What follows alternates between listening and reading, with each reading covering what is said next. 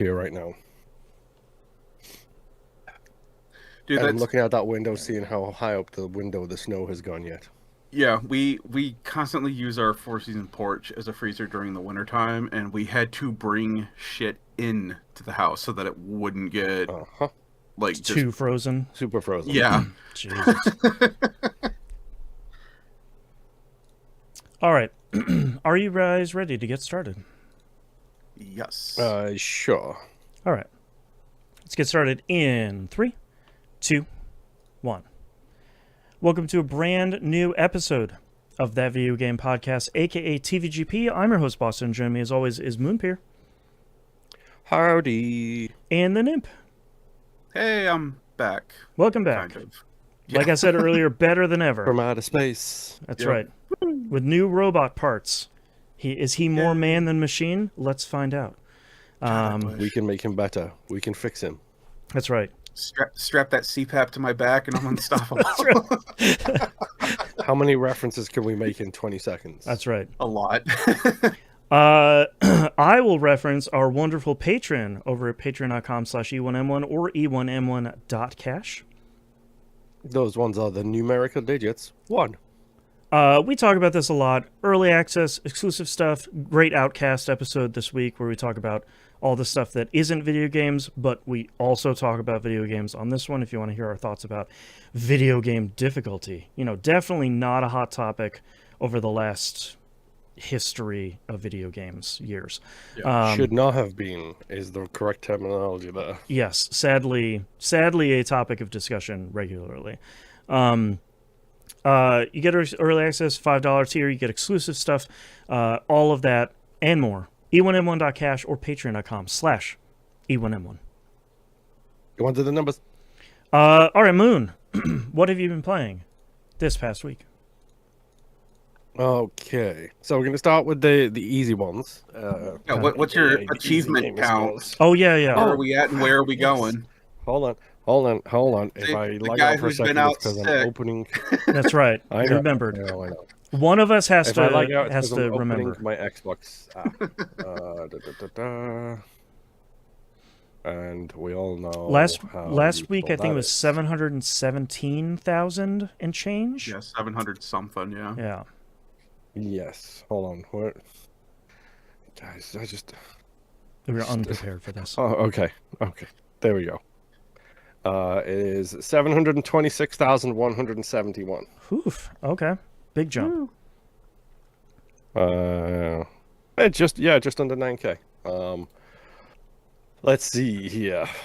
Starting with 5 games, 1 button. It's 5 games, and you play them all with 1 button. Okay. Nice. Fine. Now, do you play them all at the same time, or are you individually? No. Oh, okay. Individually. Okay. So it's we like are all of Trouble that and Hungry age. Hungry Hippo or something at the same time. Yes. It's a collection. We're all of that age where we would have got that thing that you plug into the TV that estimates it's 5,000 games in one. Oh, yeah. kind of Yep. thing, right? Yep. Oh, This is that, except it's you literally press 1 button to play the games. I literally have something like that right here. Oh, where there I you can go. plug this into my TV, and it has 500 plus games on it, Heck yeah. and they all work Nice. so far. So yes, that's this game. It's 5 different games. Honestly, I did enjoy playing this because I got that warm, bubbly feeling of like, hey, this reminds me of being a kid and playing like knockoff Mario. You know, Exactly. Dario as it was called. Yeah. You know, the other Italian plumber. This cartridge has 53 games on it. It's like, yeah, well, okay. 10 of them Yes, work, so sure. Exactly that stuff. Were any of the them... first game is literally Oh, God. the first game is literally you going around a square shooting the bubbles. You can see that on the video version right now. Yep.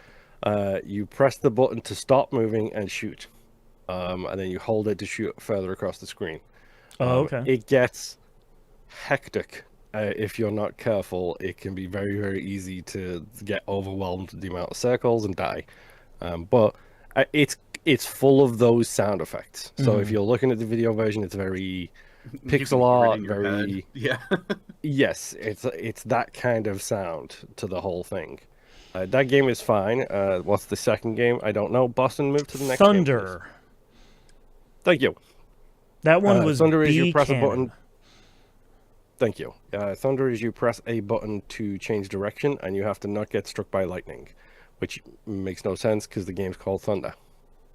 Yep. I guess. People need a better education, I guess.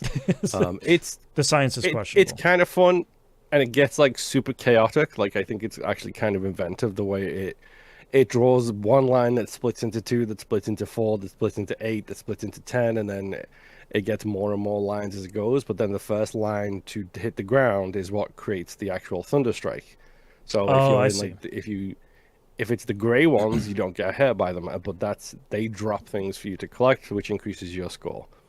It's one button game. It's perfectly fine. I enjoyed my time playing with it. Next game, please, Boston. I can't remember what it is. I just want to point out real quick. You were just giving people the business about not knowing the difference between thunder and lightning, and you just called it a thunder stroke. Hey, man, we're influenced by the science that's around us. Next game is Thunderstrike because the game calls them Thunder. That's right. Next game is UD Cave. I see, because it's up down. Gotcha. Yes. This is a game I actually didn't know that at all. You just made that connection that I never made while I was there. It is it's a Flappy Bird, except it goes up, and you're controlling 2 vehicles at once. Yep. So you're constantly going left. You have to hold the button to go to the right, and one vehicle is going up, one vehicle is going down, and you have to basically stay alive. Avoid the walls. This one reminded me, yes, avoiding the walls. This one very much reminded me of Qbert, like that kind of vibe and feel to it, where it gets a little chaotic, but it's fun. I had a decent time with that. Next one, please, Boston. S-Lanes. I don't like this game. This the ship automatically travels down 4 different lanes, and it does not do nothing, but then you press and hold the button to fire and move the ship forwards. Wild. As the aliens approach, they get if they touch the left side of the screen, it's game over, essentially. Okay. However, if the coins that drop when the aliens die touch the left-hand side of the screen, they speed up the lane that they collected from.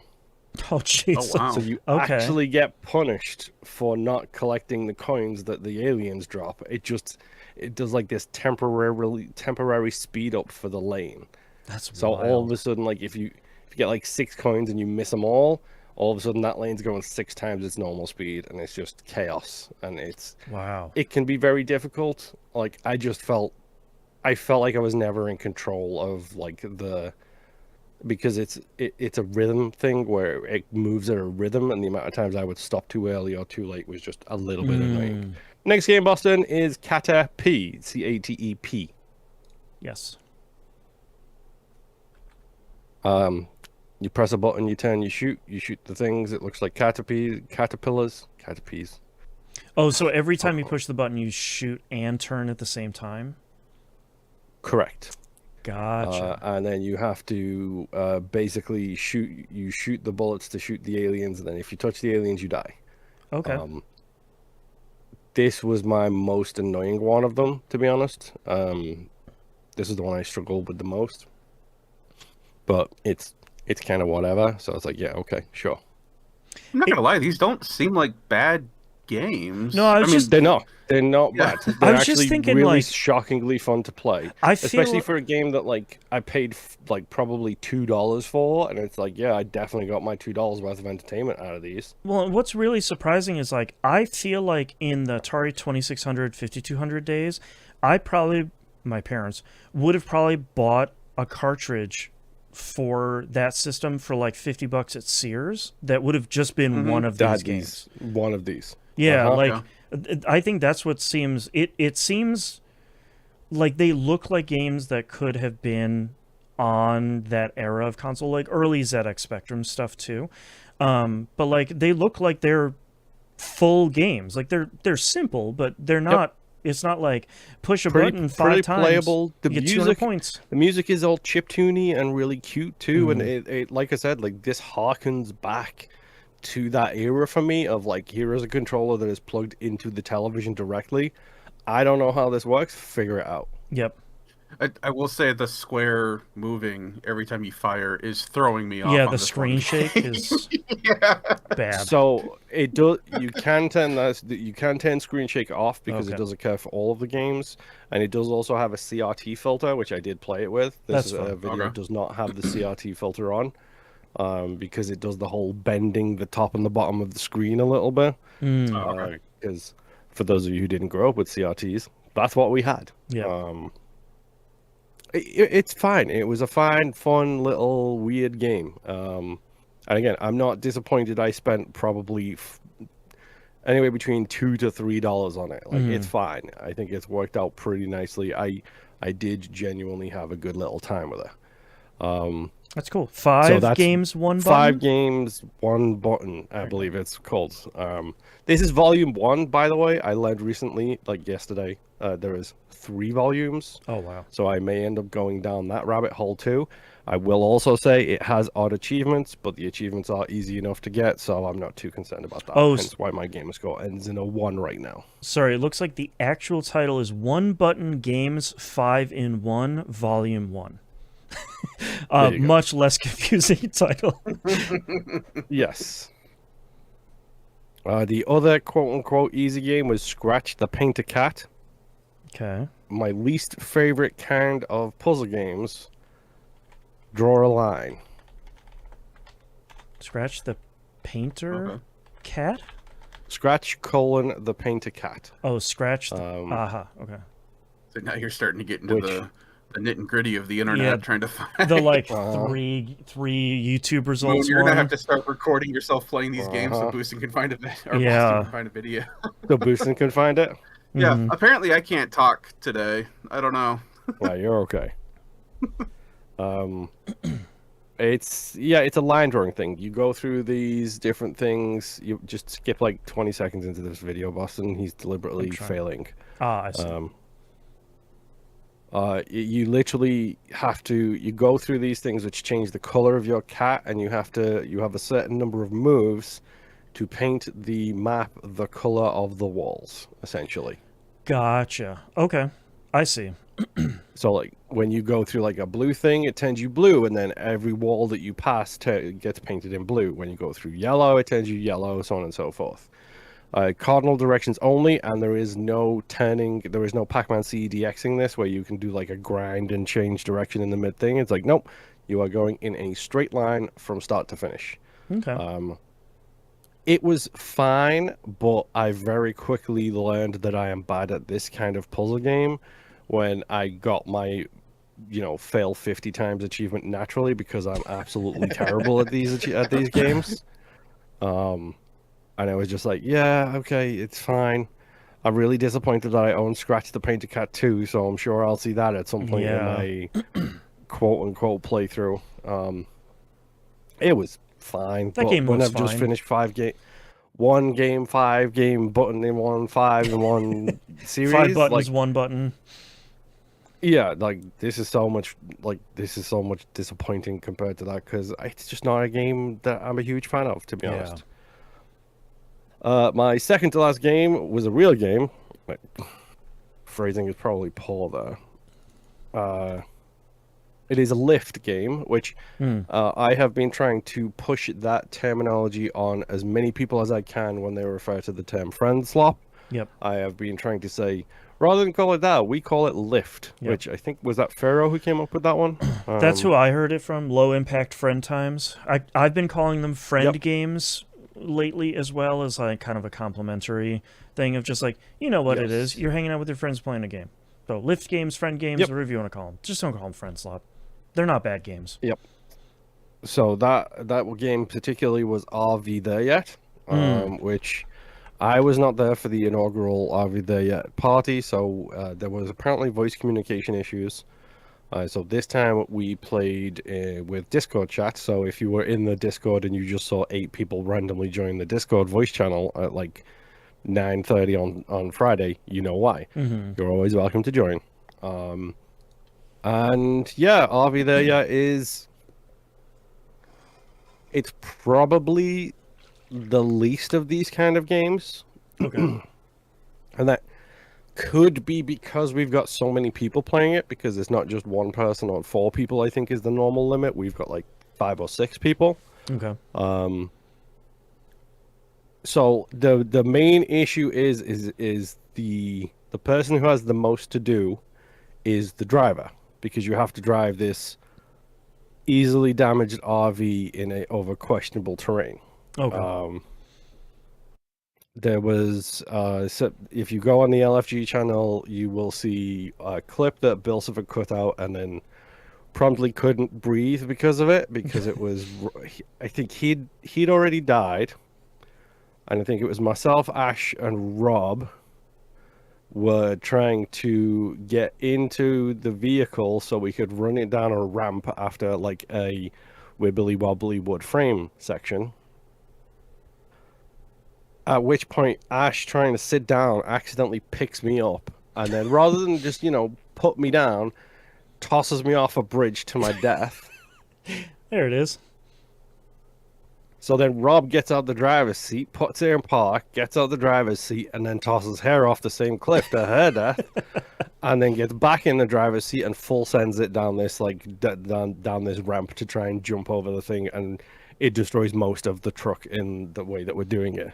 Incredible. It is super physicsy and super janky at the same time. Mm-hmm. You have what's it called, winches on the front and the back of the RV that you can use to get it out of tight spots, but you can only attach them to wood or to trees. Can't just attach them to the ground, just like a regular old winch. Mm-hmm. And I'm not gonna lie, but I did do the whole Mad Max thing, Boston from Fury Road, where Max runs across the front of it and he just tosses the winch in front of the truck. Yeah. And then it reels it back in as he's running past. I was like, yeah, I learned that from watching Mad Max, baby. That's right. That's where I learned that from. It is a fun game, but there is a lot of not much to do for the people who are not driving the truck. Okay. I will say, however, there's something I did not know, was you can drink beer and then push the RV. Okay. So Okay. when the RV is like stuck on something a little bit, you can literally drink a beer and push the RV, is something I learned after we finished playing it. Oh, okay. Interesting. I'm kind of surprised that this game, like when I had heard about this game and it started getting popular, it seemed to me like it was one of those, you saw them for a little bit in VR, where it's like those spaceship games. This person's on shields, this person's on guns, this person is on, the like helm, Bridge Crew and stuff like that. yeah, like that sort of stuff. Uh-huh. It seemed like it was one of those. So I'm a little bit bummed to hear that it's basically like one person's driving, everybody else is doing. They're like, no, the left, no, the right. The 3 people outside of the Yes. RV being like, no, go, wait, stop, no, like that sort of like waving their arms and their hands, like that. You're assuming that they're playing the game correctly. That's fair. I was thinking Yeah, more I of real life, of like, no, stop, you can't fit. Like, no, just a little bit left. There was a couple of moments where like you've got one person who's on winch control and who is very carefully trying to inch you forwards. There were several Jurassic Park moments where you're literally hanging off the side of a cliff while still sitting in the driver's seat, looking Right. directly up at nothing, kind of thing. Right. Which I refer to as the Jurassic Park moment. It's also the Fast and the Furious moment True. from 6, I believe it is, or 7. I think A it's little 7. bit of Tomb Raider in there as well. It's a kind of becoming a classic now. Yes, exactly. So like it's all of that stuff is all like combined. Like I think we have officially designated a title, which is the passenger princess, which is the person who sits on the passenger seat in the RV, Sure. which is the dumbest little feature, but I love it. You press left and right and it does the rotating thing that the RV seats do, where you can like face out the window or you Right. can face out back. That's pretty fun. And it just does a little me noise while you're doing it. Great. So like that is the official designated title of passenger princess. Sure. Generally speaking, it's usually the person who's got the winch control, because they can rotate and see and stuff like that. Right. We had an interesting part of playing it where like Bill was driving first. This was the first time I played it, so I didn't know anything. And by the by, it's a manual transmission, just in case Oh Yeah. boy, you okay. needed to know. 10 Sure. speed. Yeah, So crank it. it has a clutch. It has gears all the way up to 5. It has a reverse, and you have to do the motions to change the actual gears. Oh man. I think you can change it. I would recommend not because it's funnier when you don't. Yeah. And Bill was driving first, got us to like the first checkpoint. Then Rob started driving for a while. Like I said, he did the full send on the ramp. And then he had to drop and go and play something else with someone else, like a big traitor he was. So Right. then Ash demanded to not be driving. Okay. So that left me and Shino, so I started driving. It's also worth mentioning, I've known Shino since he was very young, so every time he drinks a beer, I tell him off because he's not of legal drinking age, Right. despite the fact that I know that he is, but in my eyes, he's still a tiny little child. Right. And so I started driving it, and I don't know this for 100% sure, but I think I may have impressed Bill with my driving skills, because I just went full Trials on this and was just like, yeah, I've played 56,000 hours of Trials HD, bro. I got Yep. this. And like, even not being able to see what you're doing because all of the characters are very small, so you can barely jump in the RV, let alone see barely above like over the steering wheel.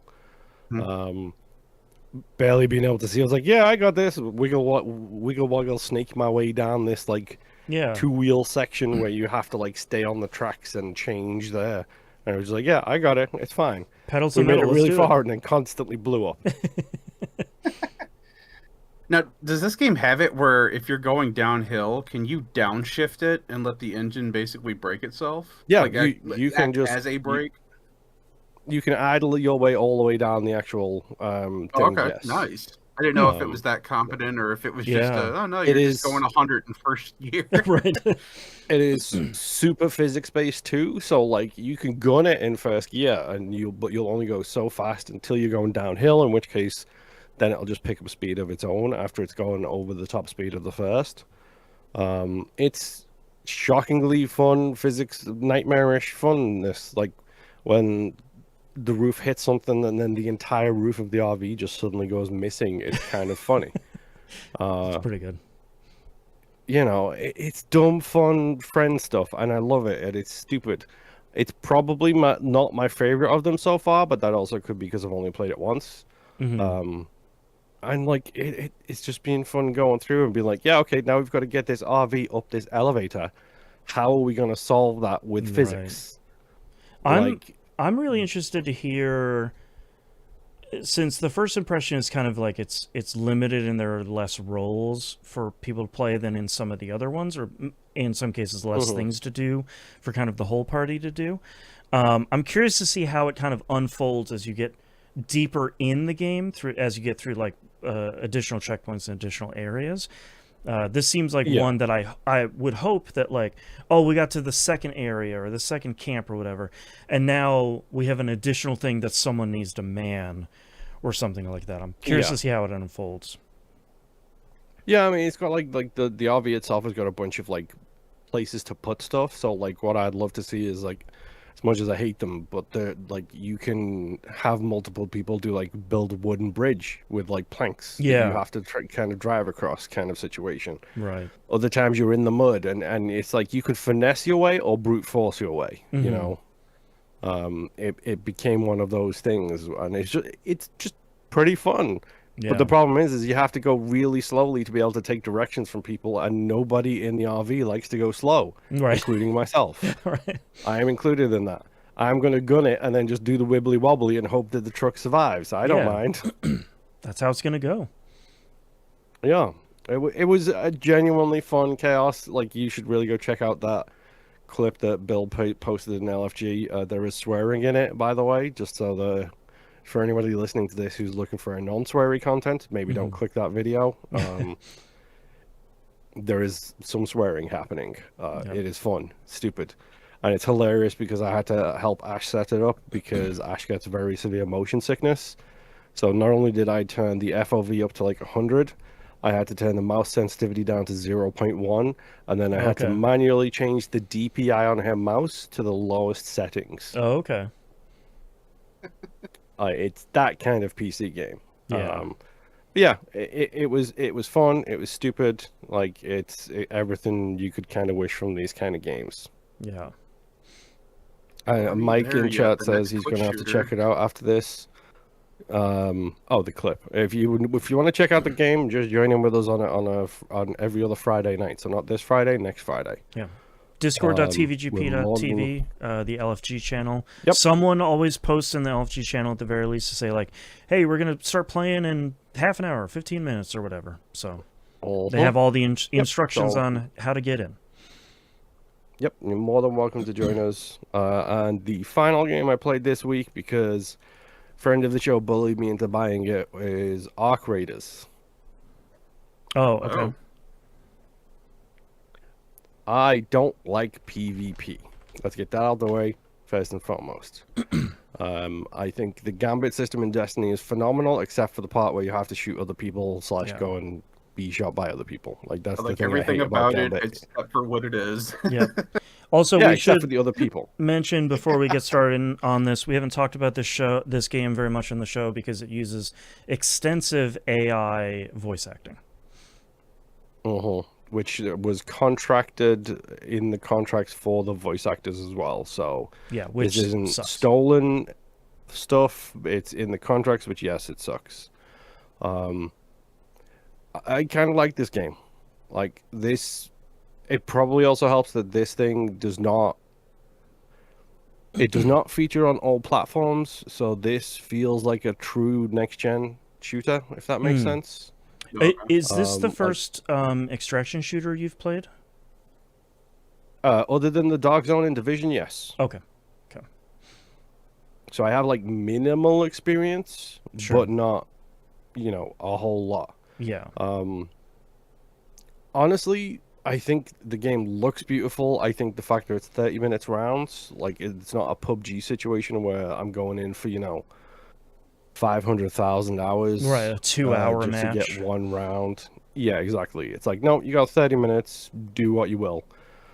Game has free loadouts, so you can go in without risking anything that you have if you That's want to nice. play that way. And then the really good thing about it is if you go in with a free loadout and extract with the free loadout, then you can trade the free loadout loadout item into one of the vendors for an improved loadout item for one of the actual, like I think it's a Combat Mark 1 loadout. So that Okay. even if you have nothing, there is always a way to get back to something. See, The we were game just talking about doesn't- them making games too easy. Like, no, you should just have to run in Yes. there with a shovel. A shovel in your So, safe pocket. what- Let's do it. So if you choose the free loadout, it basically gives you one of the starting weapons. It gives you the starting shield. I think minimal ammo and minimal healing items. So like bandages is 5 instead of 5, it gives you 2. Like smoke grenade is 5 instead of 5, it gives you 1. Like it's one of those things. Okay. I think the game looks incredible, and like it's got that. So far, I have not been killed once by a raider. Okay. This very much feels like. I'm trying to think of the relevant thing it's like. Ark are the robots which are on the surface. They are the VE part of the game. And you So have say, to are raiders humans other people then? Yes, the raiders Okay. are the humans who all live underground, going to the surface to try and find loot, items, supplies, so on and so forth. Doritos. In the yes, Doritos in the post-apocalyptic world. So far, I have not used voice chat on this game because I'm not interested in it. I have only used the emotes. Okay. And there is very good emote system, like hey, don't shoot, so on and so forth, that kind of stuff. I have not been killed once by another human. I have jumped off a cliff myself, and I have died to the arc a couple of times, but it's never felt too punishing. And it's like 1 to 3 players, so like me and Rob have been jumping in together. He's the one who made me do it, by the way. I figured. Me and him have been jumping in together and just like hanging out and like chit chatting. It's again, it's tense, and it has some of the best sound design I've ever heard outside of a Battlefield game. Like, I think one of the things that we've always spoken about on this show is like, for whatever reason, the people who make the Battlefield games, and I'm specifically thinking of 3 and 5 here, like they are real gun sickos. Like they're real sickos about the sound design of guns. So like it's always been incredible, like listening to and having the audio scape of like of a Battlefield. PUBG did this too, actually. PUBG did it incredibly well. Whereas like you would hear the snap crack, and then you're just like, oh, yep, someone's over there, and they're probably about 700 miles away based on how far away that shot is. Like this game has very similarly great sound design. And it's just like, yeah, it's phenomenal to hear, like you like everything going on around you, and it doesn't feel crowded so far, is what I've noticed. Like it feels like it's a very reasonable number of people on these kind of small maps, if I'm honest. Like it's a 30-minute time limit, and you are not going to explore the whole map, but you might be like, okay, I need like plants, so I'm going to go to where there's plants. I need X, Y, and Z.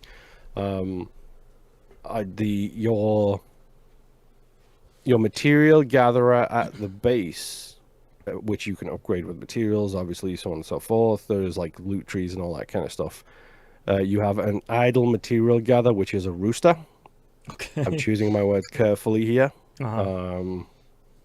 Called Scrappy, and after every round, or after every time you've left the game and come back in, Scrappy has just a bunch of basic materials, which you can also use a refiner to turn the basic into more high-tech items, that kind of stuff.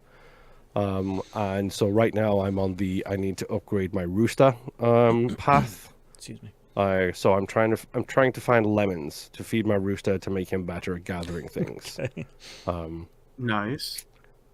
I mean, it's fun to play. It feels good. Like, I'll be honest, it feels like a kind of like a next generation Division. Like it's got that kind of third person like feel to it, where it's just like, yeah, this feels like what the Division could be if it wanted to be. Yeah, like if it really embraced what made the Dark Zone great, and like kept refining it. Yes. I'm enjoying what I've played with it so far, and like I said, I've even gone in a couple of times solo just so I can like go and try and get lemons, or so I can go and try and get some materials I need to upgrade my workbench, because when you upgrade the workbenches, you can then craft better weapons. You can then take those better weapons in and not worry about losing them, because you have the ability to craft them. Right.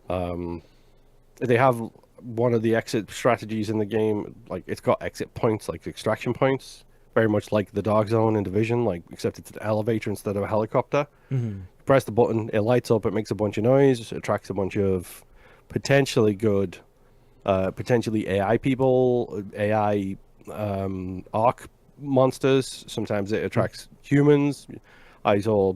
There's been several times where somebody's been hitting the button, and I literally run up and be like, hey, don't shoot, like it's me. Yeah, like we could both extract, be cool.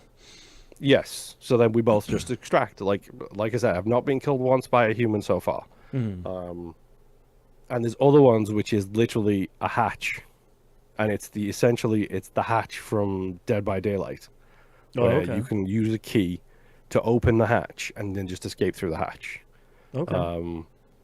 The key is a resource that can be used, but Rob has a blueprint for it, so he can just craft those keys now. So he's not tied down to any particular thing. And the game does the thing that I like about this kind of game. Like, if you're afraid of losing stuff, you do have a secret pocket, which you will always, anything in it, you will return to your base with. I like that more extraction shooters have been doing that, of like, look, you can just, you can always leave with one thing. So like, if you got something that you really want, you can make sure you get out of it. Or if you want to keep a key to a different area or whatever, like you got one safe spot. Yep. So the free loadout doesn't have any secret pockets. I'm doing my That makes best sense. to not refer to it as the thing that everybody refers to it as. The one that I'm smiling I about every appreciate time that. you say it. Yes. It is called a secret pocket in the game, so like we're not Yes. like PG. Yet. No, I'm just a child. Correct. That's all. Yes, trust me, we're all children. But like the loadouts that you get after that, like they can have one or more of those kind of pockets. So like I just unlocked the ability to use those hatches that I was just talking about, and then part of that was, hey, here is a free hatch key or two kind of thing. Oh, so apparently the correct term is safe pocket.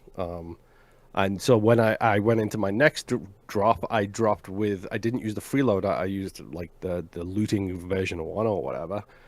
And I immediately put my hatch key in the safe pocket so that I could, even if I died, I still had that hatch key that I could use to open the hatch kind of thing Right. and then get out at a different point. And then if I found something more valuable, like a blueprint or something like that, I can just easily take the key, put it in my main inventory, and move the blueprint over there because that's going to be rarer kind of situation. Right. But no, I've been having a lot of fun playing with it, and yes, I do understand that I have to live with the fact that they do use AI voices and That's they such a contract bummer. voice actors. Yes, So like, especially because I think they will have the budget to replace them entirely if they wanted to. I just don't think they want to. it's such a bummer too, because like I don't like the out of people saying like, well, they captured the voices of the voice actors and then they train the AI, AI off of their voices.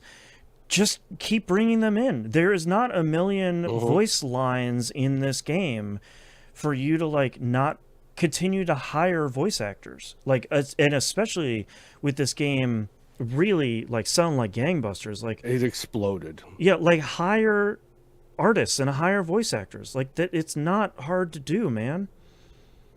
Sorry, it's so like frustrating.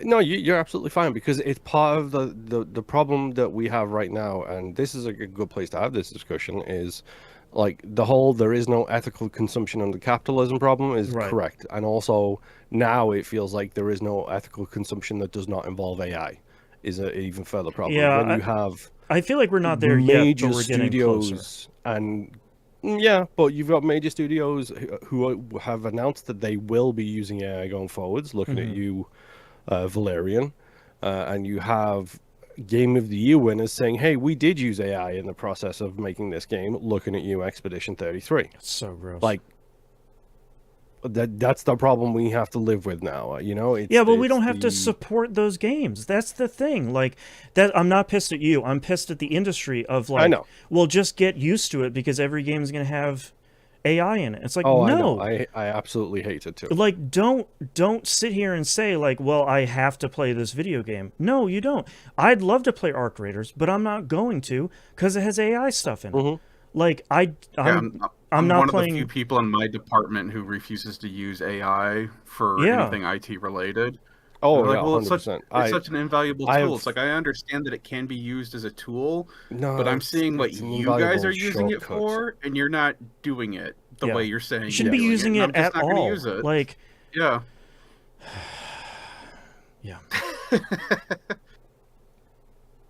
But yes, Can we that go is back all to I a have been simpler playing. time where we just enjoyed watching kittens I and wish we toasters? could. and Yeah, like a drinks? simpler time where we're not boiling the planet for bad AI movies for no reason Exactly. and stealing artists' work for nothing. For people that can't create anything, that's just typing prompts into a computer and destroying underprivileged communities that are these tech giants are building like smoke belching data centers around. Like this is what pisses me off about AI. I'm sorry, I'm in a bad mood today.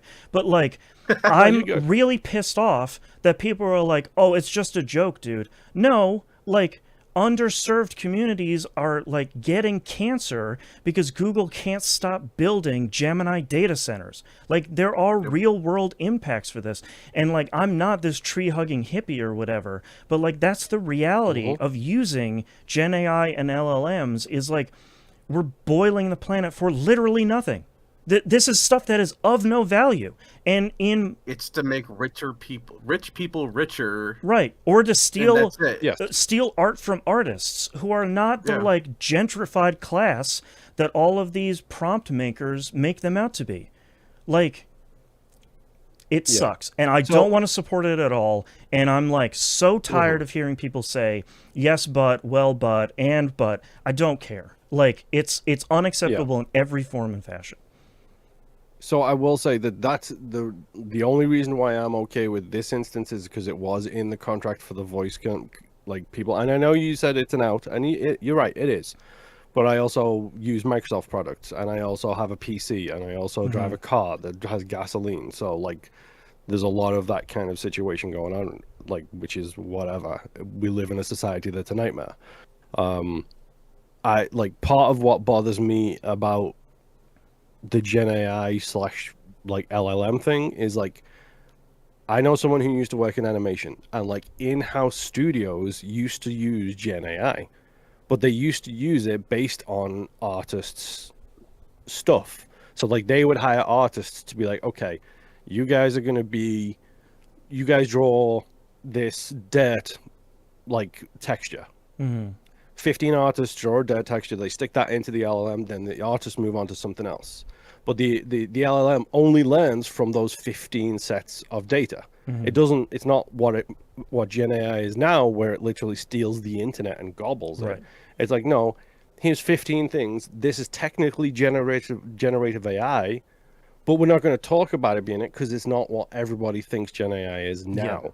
And like, SpeedTree is the same. SpeedTree is essentially just Gen AI, but based on their own models that they input and say, okay, yeah, here's a bunch of Gen AI trees.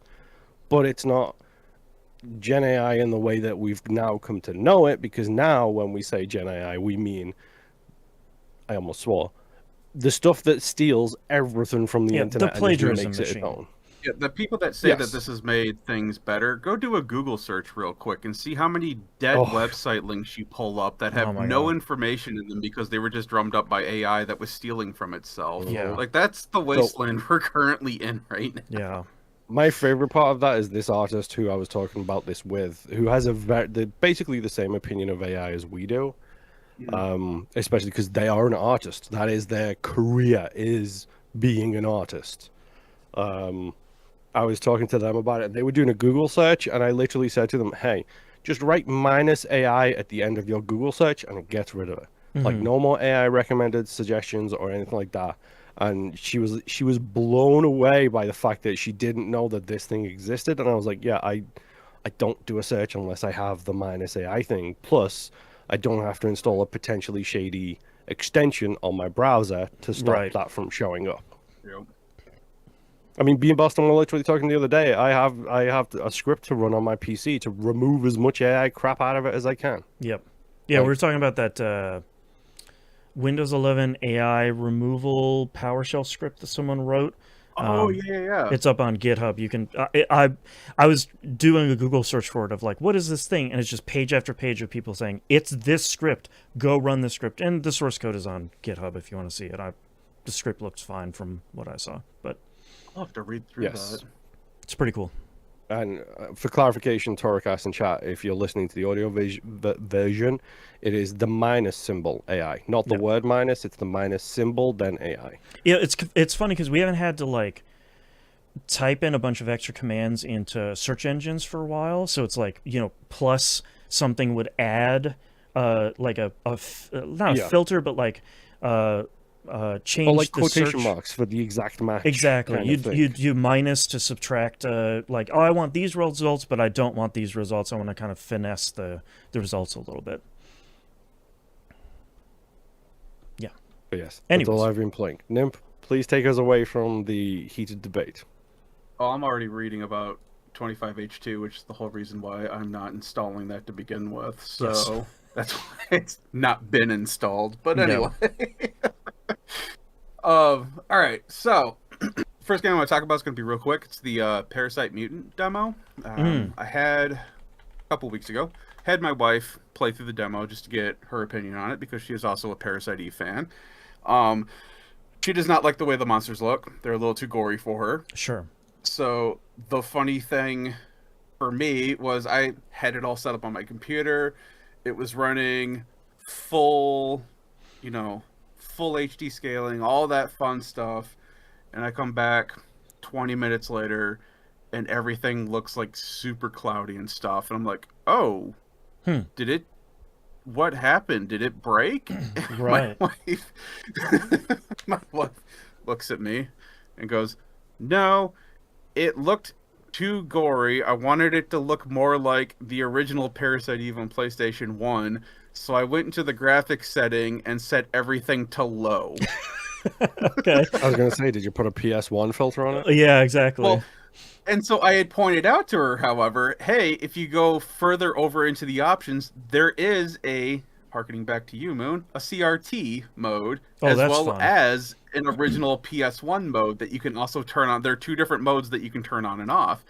So she popped those on while the graphics and everything were set to low, and it was the bloggiest, like, looking blob that you could blob on a monitor these days. That's great. And I'm like, actually, that looks... Yeah, and I'm like, that actually looks pretty close to a PS1 game on this computer. So, but she enjoyed the demo as well. She didn't beat it yet. I don't know if she'll get back to it at some point. I think she played enough of it to be like, you know what, I am interested in it. And then she just kind of stopped playing it. So that is something that we're going to look forward to whenever that eventually comes out. But my next game that I have been playing is Legend of Heroes Daybreak 2. Oh, okay. I have beaten this game as of 15 minutes before we started recording. Okay. We're doing that a lot this year, which I really like. Yeah, I'm at like 61 hours in this game completed, and I was actually kind of getting to a point where there was certain, and all this entire series gets this, and I always open up, these games will never win awards for story writing or graphics. They're not anything to write home about. I just really enjoy them because they remind me of like the PS1, PS2 RPG era, and I've been playing them since I was a teenager. Yeah. I'm 40 now, okay? So the stories get to a point where it's like, okay, I get the gist of what's happening here.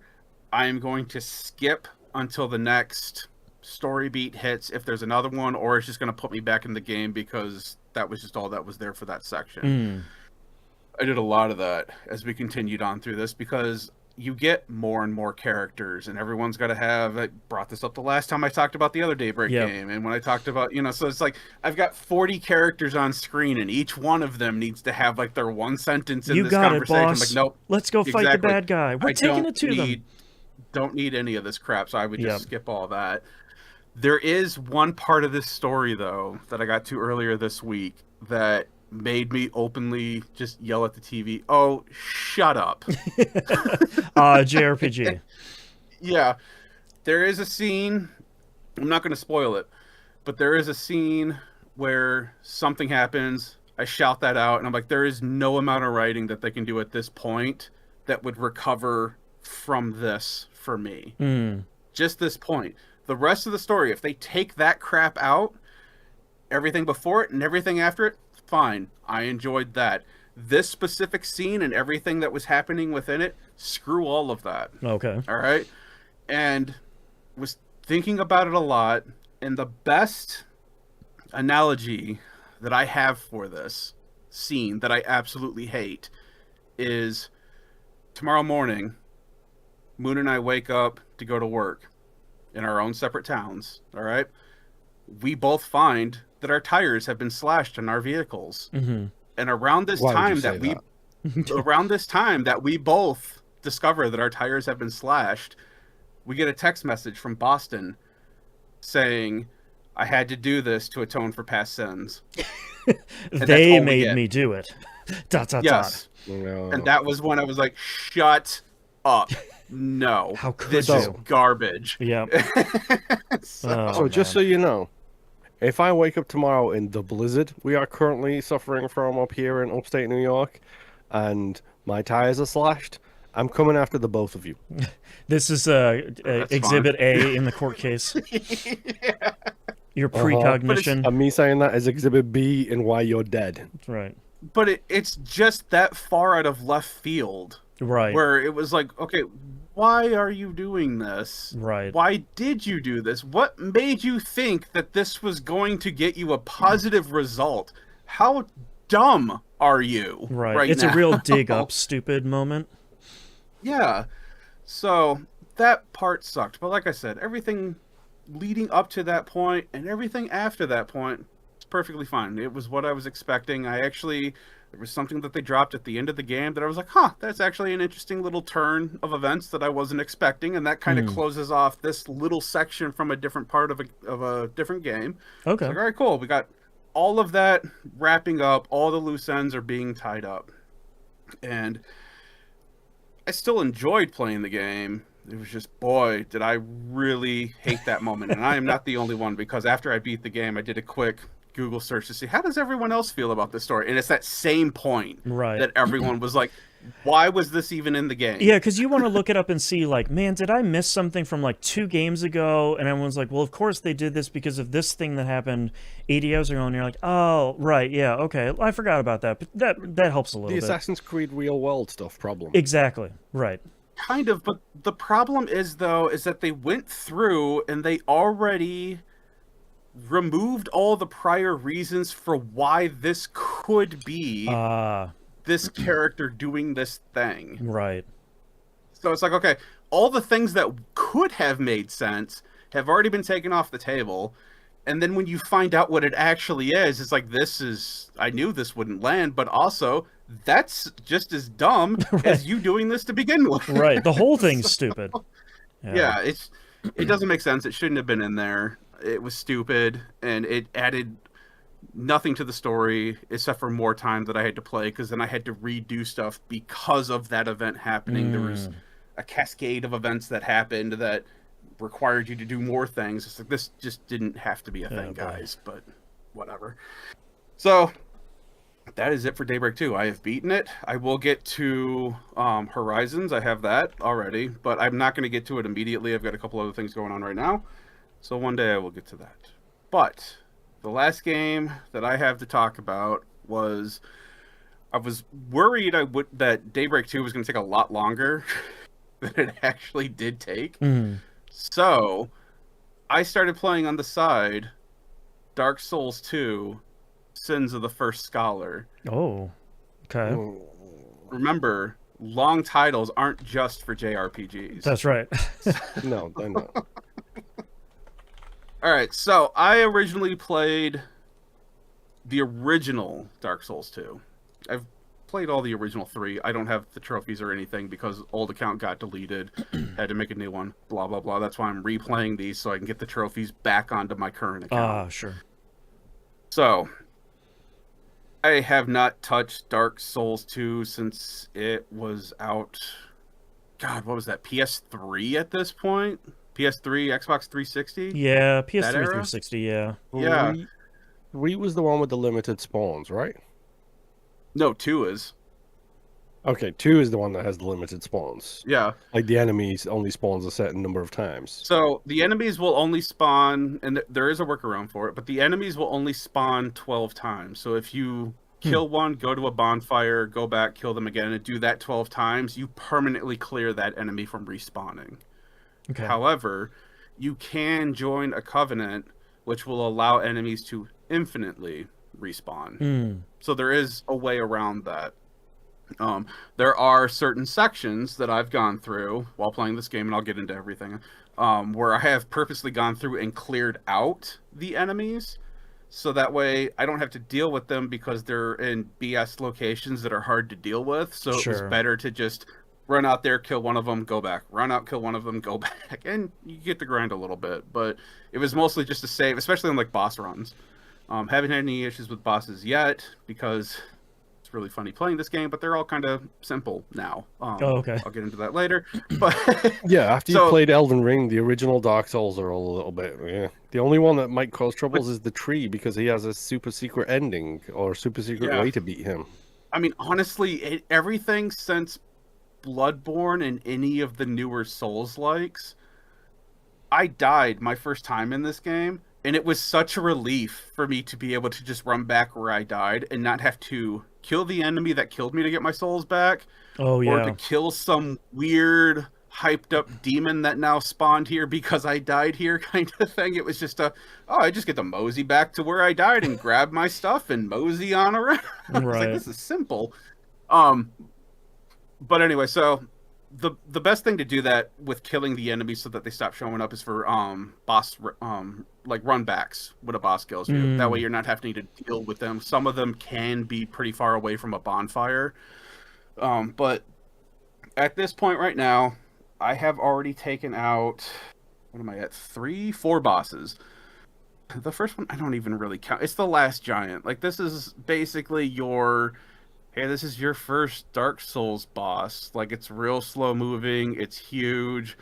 You just stand under it and you keep hitting it, and then it dies, kind of thing. There's nothing special about this boss. It kind of just exists to get your feet wet, which kind of sucks. But the next one, which is actually a little cooler of an enemy, is called the Pursuer. This one will randomly show up at certain locations the first time, and there is an actual place for you to fight them. Which is kind of a gimme fight. But the cool thing about this boss is it is a massive knight. Massive. Sword, shield, on its back. It's got like 9 different weapons. Dang. Like, it is a real Gilgamesh-looking thing. It is awesome.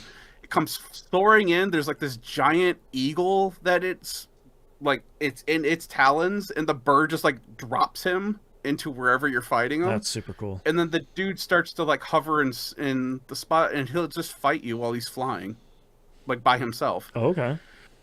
The first time around, kind of a very, very difficult fight. It's kind of more of a mid-boss than anything. He's not in a boss arena for that one. And there is a way to cheese him that I did attempt and could not get, and you only get 1 shot at that fight per run. So, unfortunately, I lost out on that fight. No big deal. He doesn't drop anything cool or anything. The second time you fight him, though, you are in a narrow area where you have a busted-up wall on the right side when you walk in, a hole in the ground, and there's like 2 ballistas in the back. And you can fight him proper, but it is faster if you run to a ballista and shoot him with it. Because you drop, I think the first time I shot him, I dropped him below half health. Oh, jeez. And then I had to run around, get him back to a certain point, and then run back to the ballista, shoot him again. Took him out in 2 shots, good to go. The kind of problem with that one is that he will attack the ballistas. If he hits them even by accident trying to hit you, it's only 1 hit and he destroys them. So you have 2 opportunities to try to use them to take them out the easy way, which I highly recommend. Later on, they do eventually become an actual enemy that you fight, but that's not for you to worry about for a while. Right. The next boss that I fought was the old Dragon Slayer, which is actually Ornstein from Dark Souls 1 without Smog. The difference is, though, and I never quite looked up the lore on this one. In Dark Souls 1, he is lightning based, if I am remembering correctly. In Dark Souls, I believe that the pair of them are, yes. Yeah, in Dark Souls 2, he is dark magic based. Huh. But the armor and almost his movesets are like almost identical between 1 and 2. It's just that different change in affinity for magic, and I've never looked up the lore on this because I didn't even really think about it until I was fighting him again. And I was like, oh, that's right, he is in here, and he's also, I think he's also an optional boss. But he wasn't terribly difficult to fight either, since Smog wasn't there to mess up your day. But once I completed him, there's another boss that's a little more interesting called the Dragon Rider. And this one, before you get to the boss arena, leading up to it, there's like these levers that you can hit, because if you walk in there without touching any of these levers, there's basically a walkway and a circle that this boss is standing in that isn't that big, and that's the arena. But if you go through and clear the area before going in there, you will find these levers, and if you activate them, it will add additional floor space to the arena. Because there's a possibility that the boss can knock you off and get a cheap kill on you. There's also the ability for you to get a cheap kill on the boss by having them knock themselves off and killing themselves. I've done that a handful of times, but not this time. Just because I was trying to get back into the flow of the game. These are all simple bosses. Haven't had an issue with any of them. My number one issue, and it will always be my number one issue, is gravity is the thing that kills me the most. Because it's always something stupid that I'm trying to do, or I get hit by something at the wrong moment that knocks me off a platform, and then I'm just dead. It's like, all right, cool, whatever. But starting out this game, I am playing as a knight. I'm trying to do it off of memory because it's been so long. But as a knight, I went through and found there's a flame sword that you can get, which I remember using at the very early stages of the game, and it's really good for a good portion of the game. And it's basically this long sword splits its damage between physical and fire damage. And it's a lot more powerful because right now I have it at +4. I think it does physical and fire damage. Physical, it does like 108 damage. It's more than that, but physical is 108, fire is like 108. So together, it does 216 points of damage. Oh, wow. As long as something isn't strong against physical or strong against fire kind of thing. And you get to build up burn damage on enemies if they're really weak against it. So that's what I'm going with right now because I'm back into Souls. I almost thought, it's like, I want to do a sorcerer class. But then I remembered how old this game is. And I remembered that the spells up to, I think even up to 3, the amount, each spell has an amount tied to it that it can be used before you have to go back to the bonfire, and then it refills the slots for you to be able to use them again. So like Spirit Arrow, I think it has like 30 uses before you have to go back. Yeah, because you have to attune. You have to put more points into attunement, so that way you have more spots to put spells in, and each spell has a certain amount of usage before you have to rest at a bonfire. So, also, like, I think they balance that though because the spells in the Dark Souls games are always so powerful. And they kind of, especially when you get the binoculars, which I have because I needed it for sniping with a crossbow, but with the binoculars, you can use that so that way you can go into first-person view mode and aim your spells or your bows or crossbows with. So you don't even need to lock onto things anymore. You can just aim and shoot, and you're good to go.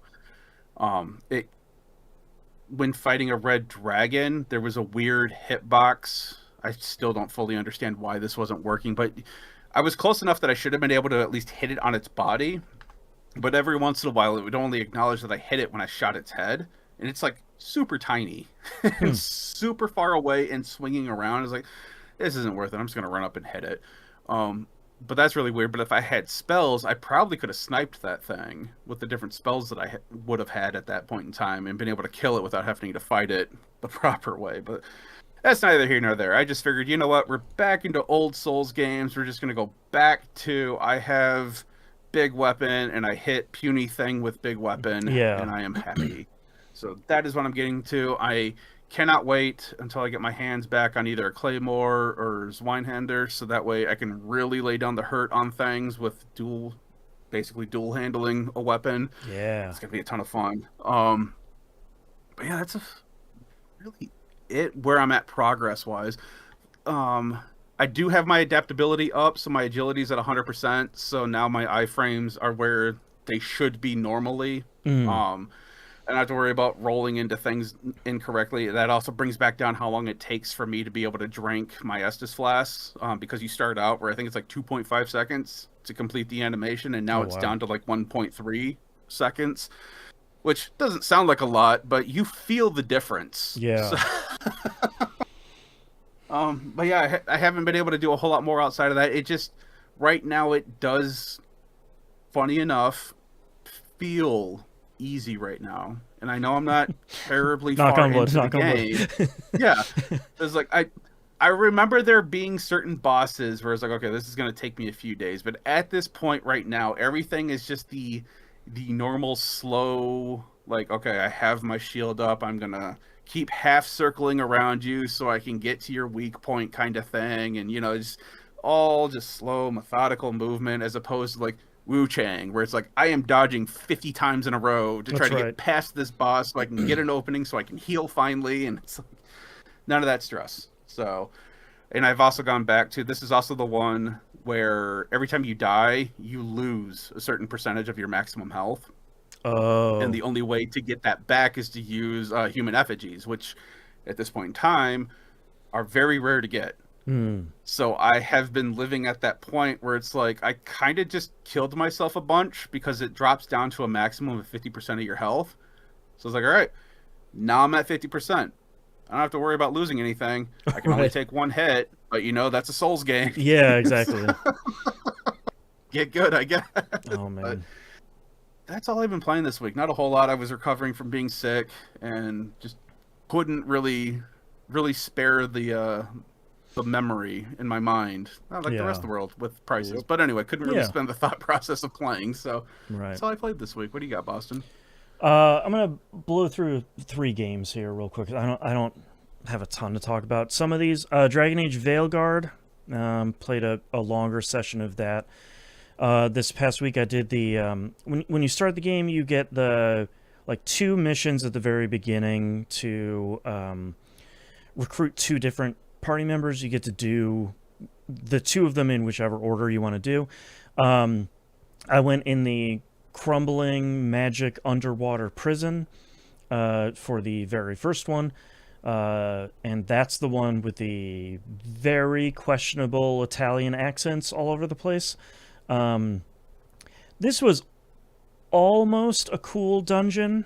It looks great, art wise, and kind of the design of it I think is really cool, but there really isn't a lot going on in any of these dungeons, really. You're kind of following the objective markers from one room to another, and if it wants you to go left, you're going to go right, and there's going to be something you can pick up, even if it's just a little bit of gold, and maybe fight an enemy or 2.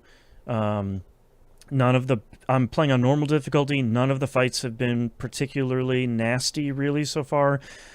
There was one fight that I got into that was kind of nasty, but only because the enemies were coming down this really narrow hallway out one exit, and I had forgotten you could tell all of your party members to attack that enemy as one of those annoying enemies that has a big shield, and if you hit them, the shield's never going to break. You're just going to ding right off the front of it, and I couldn't get around to the back of them until I remembered you should have all your party members attack them, and then they'll eventually turn around at some point. Yeah. I've heard, too, that even playing this game on the hardest difficulty the battles weren't terribly hard. You just had to use your combinations between your party members a lot more often to get those status impacts. I don't really use those enough. It reminds me of... They introduced that to me 2 or 3 weeks ago when I was playing, and it reminds me a lot of Xenoblade Chronicles, where you hit an enemy with one attack, one status effect, and then hit the enemy with another party member's other status effect, and they explode. And the 2 of them, I think they call it a detonator. It reminds me of Anthem too, that sort of thing of you're priming it and then you're detonating it essentially. That system's fine. I realized I'm at the point already in this game at the beginning where a bunch of enemies charge at me and I'm starting a fight and I go, oh my god. I'm rolling my eyes. That's a really bad sign for an RPG, just in general. So I'll be honest, I'm not entirely sure how much more time I have left in this game, because I don't really like any of the characters enough to kind of stick through I want to see where this romance goes. The guy that I got, Lucanus, is the assassin guy with the bad Italian accent. He's super annoying. I did a side quest with Harding, because essentially she's the dwarven race in the game, um, and she gets magic at some point due to something in the story in the game, and I go out on this mission to go help her like train her magic, which is like she gets to like move rocks essentially. A stone calling or something like Yeah, that. it's something like that. Yeah. And like that side quest was cool, but like it didn't really.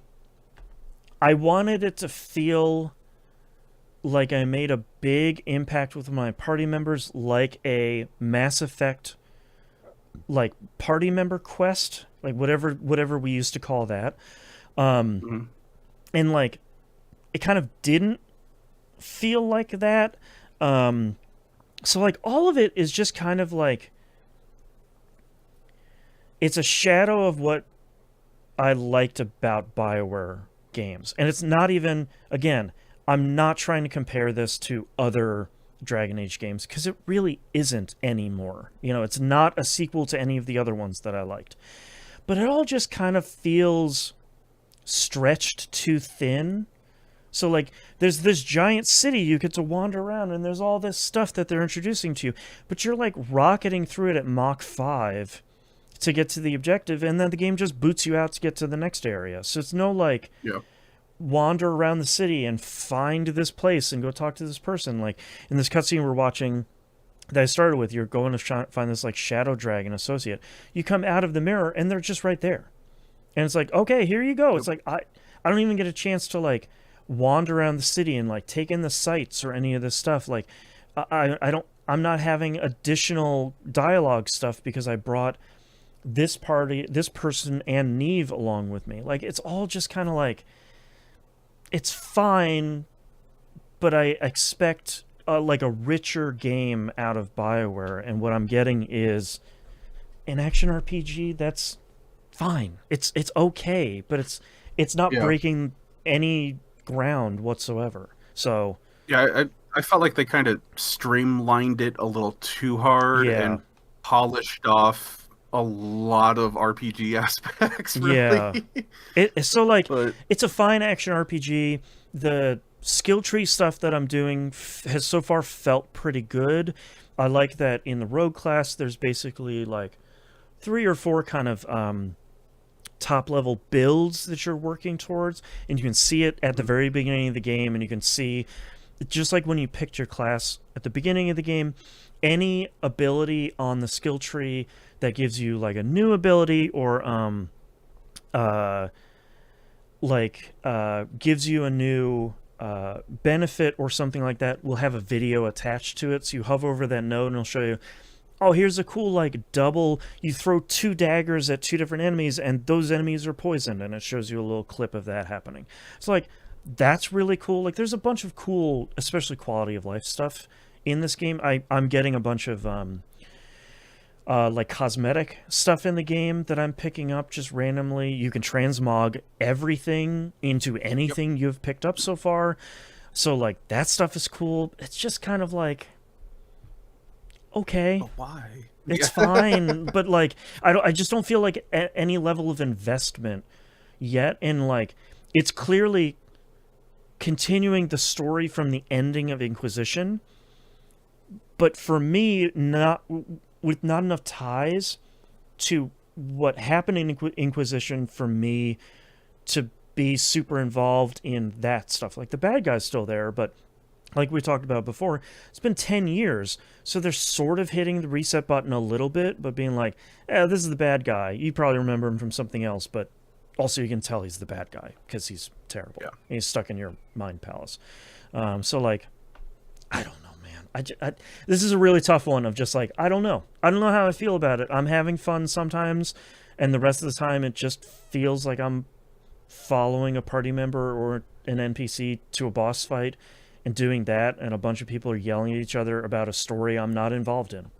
Like, I will say, you bringing up the following, at least they made it so that way the person you were following matches your speed. Yeah, we've got that going for us. But like, yeah, I finished the like the Shadow Dragon thing, and like this Magister was yelling at his son, who was clearly in cahoots with this other group, and I'm like, I don't know who any of these people are.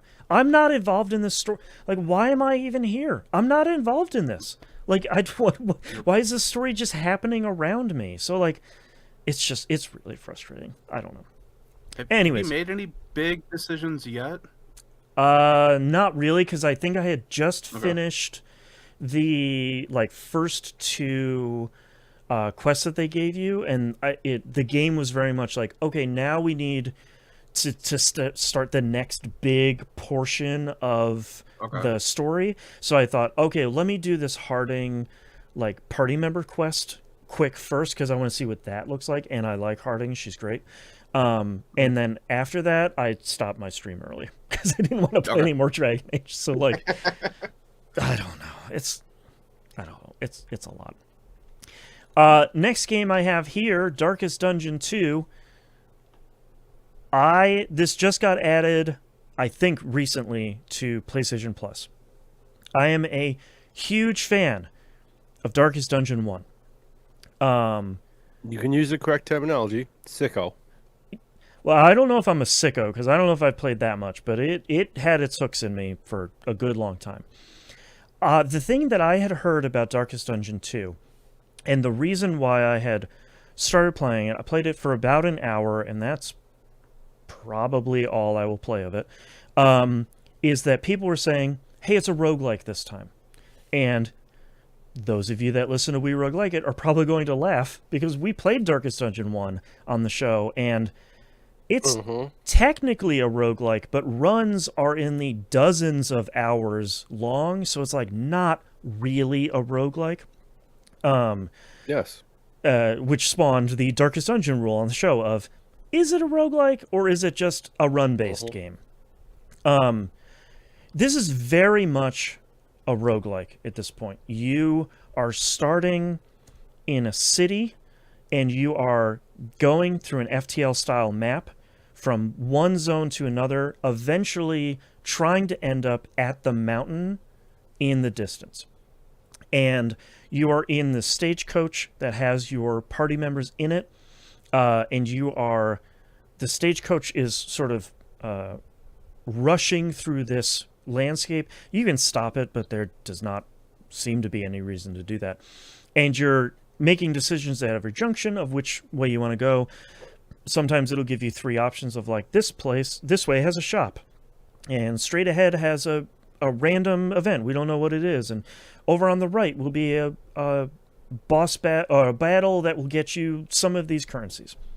So like, if you played any roguelike since FTL, you kind of already know what you're doing.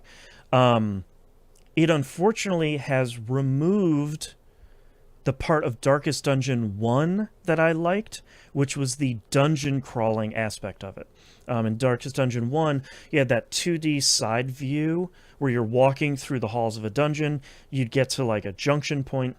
You would pick a direction you want to go, and you'd walk through another hallway, sort of left to right. And there'd be stuff for you to interact with. You'd run into traps. You'd run into enemy fights and stuff like that. That's been completely removed from this one in favor of the stagecoaches going from one node on the map to another. You still have the same battle system, and it still has the same exact party members from the first one, where you're like doing the leper and the guy with the dog and the knight and, you know, the flagellant and all the standard ones that you've had before. I have to say, I really loved how the first game looked. I think her artwork, Tracy something, I always forget her name. Her artwork translated into the first game perfectly. I think they do an even better job in this one. They've managed to somehow map her art onto 3D models in that same 2D perspective. And the way that they animate and the way that each of the characters have weight looks so good. Like, it looks really, really, really great. Still has the same type of voice acting, like into the pit, like that sort of thing from the first one. I'm fairly sure it's a different voice actor because I think the voice actor from the first one passed away. Don't quote me on that one. But it still has that same kind of like back and forth. The perspective is shifting. You're zooming in on someone as they're dodging, and that sort of thing. Where I have a big problem with this game is I think the strength of the first game was its simplicity in the battle system, but you were spinning like 50 other plates. You were balancing stress, you were balancing negative and positive traits, you were balancing like how much do I want to invest in upgrading this particular party member, not the party member's class, but the individual party member, when I'm not entirely sure that they're going to make it through the next dungeon run I'm going to do, like upgrading your town. All of that stuff was sort of balanced by the battle system being more like a turn-based RPG than anything else. In this one, because you don't have the dungeon crawling stuff, they've increased the complexity of the battle system.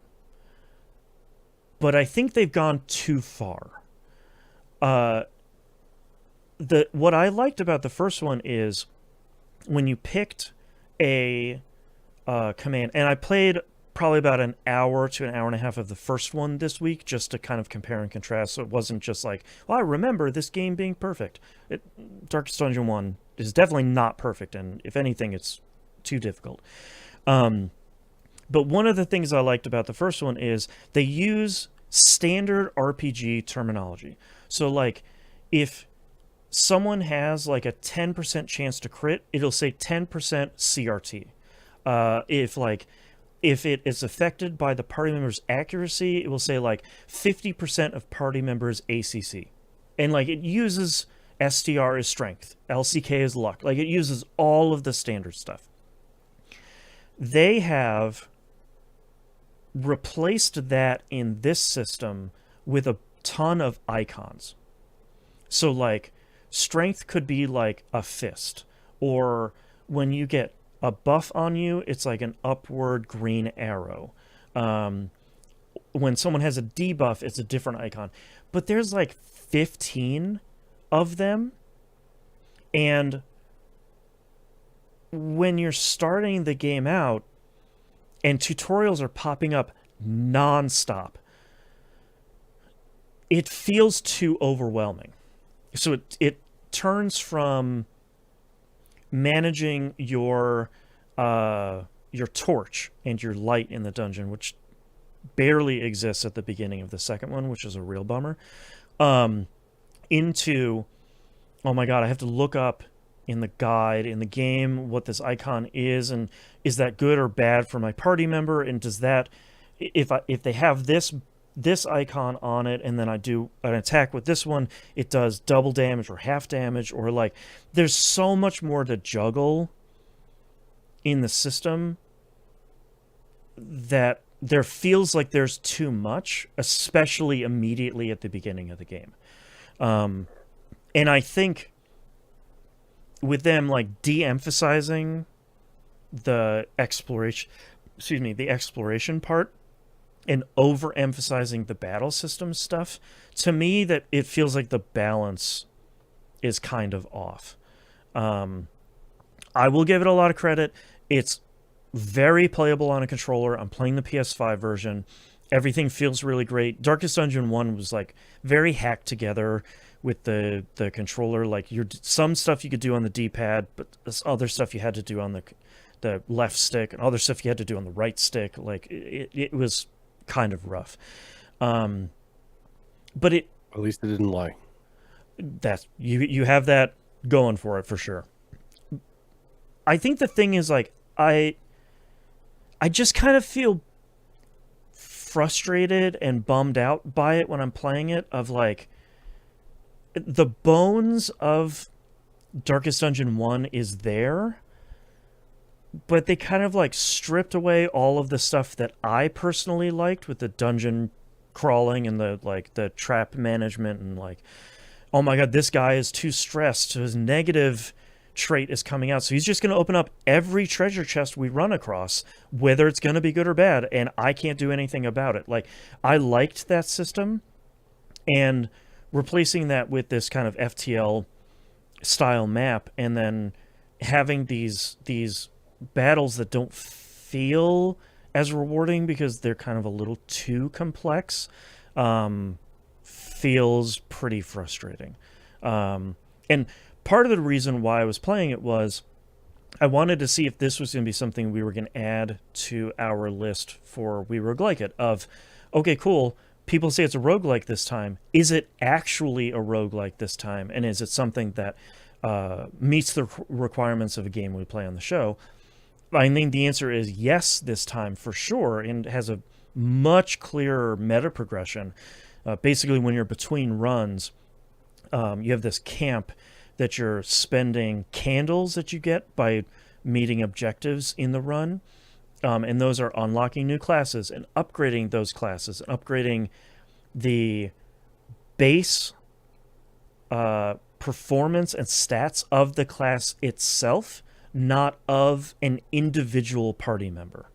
So it's kind of like flipping everything from Darkest Dungeon 1 on its head, where, like I said before, Darkest Dungeon 1, you had this one party member who's maybe like a knight, and you're upgrading that party member run over run over run, like dungeon run over dungeon run.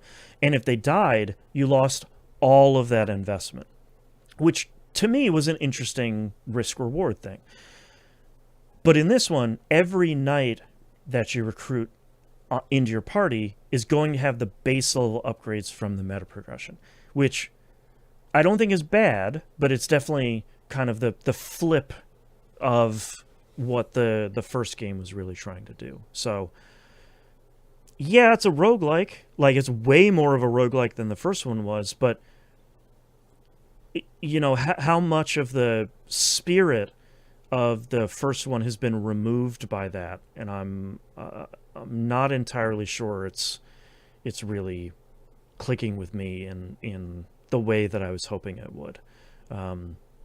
So kind of a bummer, and probably the last I'll play of this, because it doesn't seem to me like the way that I would want a sequel to Darkest Dungeon to go. And it's definitely something we could play on We Roguelike It in the future, but Lord knows we have like 300 other roguelikes to play before this, so like we are not hurting for other games that seem like they might be more interesting, or like in the one we just played, City of Beats, that it might be an overlooked gem. So, you know, lean more towards that. So that's Darkest Dungeon 2. I played it on PS Plus, one of the tiers. Who cares what the tiers are anymore? One of the tiers has it available for free over there, so you can check it out. Last game I played this week is a game I've been looking to play for a while, Abyssus. This is something we talked about. We'd stumbled on it a while ago during releases, I think last year, I think it was. Is a co-op roguelike first-person shooter for up to 4 players, if I remember correctly. Is it rhythm-based? It is not rhythm-based, thank goodness. Okay, so you don't suck at it. I do, but thankfully not because of the rhythm requirements. I really, really, really like this game a lot. And I think one of the biggest reasons why I like it is there's a surprising amount of simplicity and a surprising amount of depth to it. So what I mean by simplicity is you have one gun that you go into the dungeon with that you can, like, there are like 3 versions that you can pick of it essentially, but you have one gun and one ability. And that gun has 2 firing modes. Your primary firing mode, so like your default weapon is a machine gun. Primary fire mode is just regular machine gun shots. Your secondary firing mode, you basically dump bullets way faster than before, but every secondary firing mode will overheat the weapon. What's really cool... Out of curiosity, yeah, who did you play this with who's trying to leave you in the dust every single time you turn around here? So we'll talk about that in a minute. They're not Call trying... out that community member. They're not trying to leave me in the dust, which is exciting about this game. But what's really interesting about the overheating of the gun is you only overheat the secondary firing mode. Your primary firing mode works all the time. So it's not... It's not like City of Beats that we just played, where you do like a big powerful attack and you overheat and you can't do anything. Also, you have infinite ammo. You just dump forever with whatever gun you have. Your ability is you start off with a grenade. You very quickly get a turret, which you can only really carry one, but through the like meta progression, you can very quickly carry 2 or more. And those are unlimited, but also on a cooldown. So, like, it's this very simple thing. If you got one gun, you got one thing you can do in the dungeon, and then you are just kind of ready to go. Combining that with the fact that this game is fast. It's not Quake fast. That's still the fastest. But, like, we're talking, like, 90s FPS speed on this game of like you're getting in and you are cooking. So like if you're watching the footage here on stream, Bill Silver, the Hannah and I are playing, and it looks like they're leaving me in the dust, but no, you are moving from one room to another and you are just cooking through these runs. And if you're like even a room behind and someone starts the next room, it will pop up on screen, push down to teleport to the combat room, and no matter where you are in the dungeon, in less than a second, it just zooms you right over to the combat room, and you're just in the combat already. So, like, you are just constantly pushing, and moving forward, which feels really good. Is this shared loot, or everybody gets a piece of loot kind of situation? Everybody gets their own loot. There's no friendly fire. Okay. Everybody gets their own loot. Everyone gets their own store. There is a way to share loot. So there are these basically like necklaces you can pick up. I think the game calls them charms. I just watch you run off the edge. Oh, you run off the edge all the time. There's no real downside to it. You just respawn. Like, this game's really great. I think they're called charms, and basically they are like character-wide modifiers for your run. Like the one that I picked up on our last run was every time you use an ability, it has a 50% chance to not initiate the cooldown. And I was using the turrets. At some point, I had 7 turrets out at once. I'm just dumping them like crazy, and the cooldown is not proccing. Those charms you can actually share. So you can press Y to pick them up. I was using an Xbox controller. You can, if you can use a controller, please God turn down the sensitivity.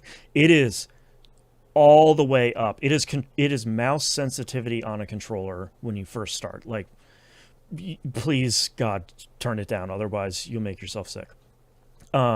But if you hold Y, you drop it on the ground for everybody to pick up, so you can share some of your build sort of stuff otherwise. Do you still keep it? You can also, you can still keep it if you want. It kind of drops it for everybody. Or you can actually hit it with your melee, and it dismantles it and turns it into coins.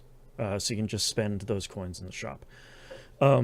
Which I think is a really cool system, because it was a lot of like, we'd open a chest, and charm would drop for all 3 of us, and we'd say, okay, I have this one, but I'm going to use it for my build. I'll drop the one that I had on before if anyone wants that.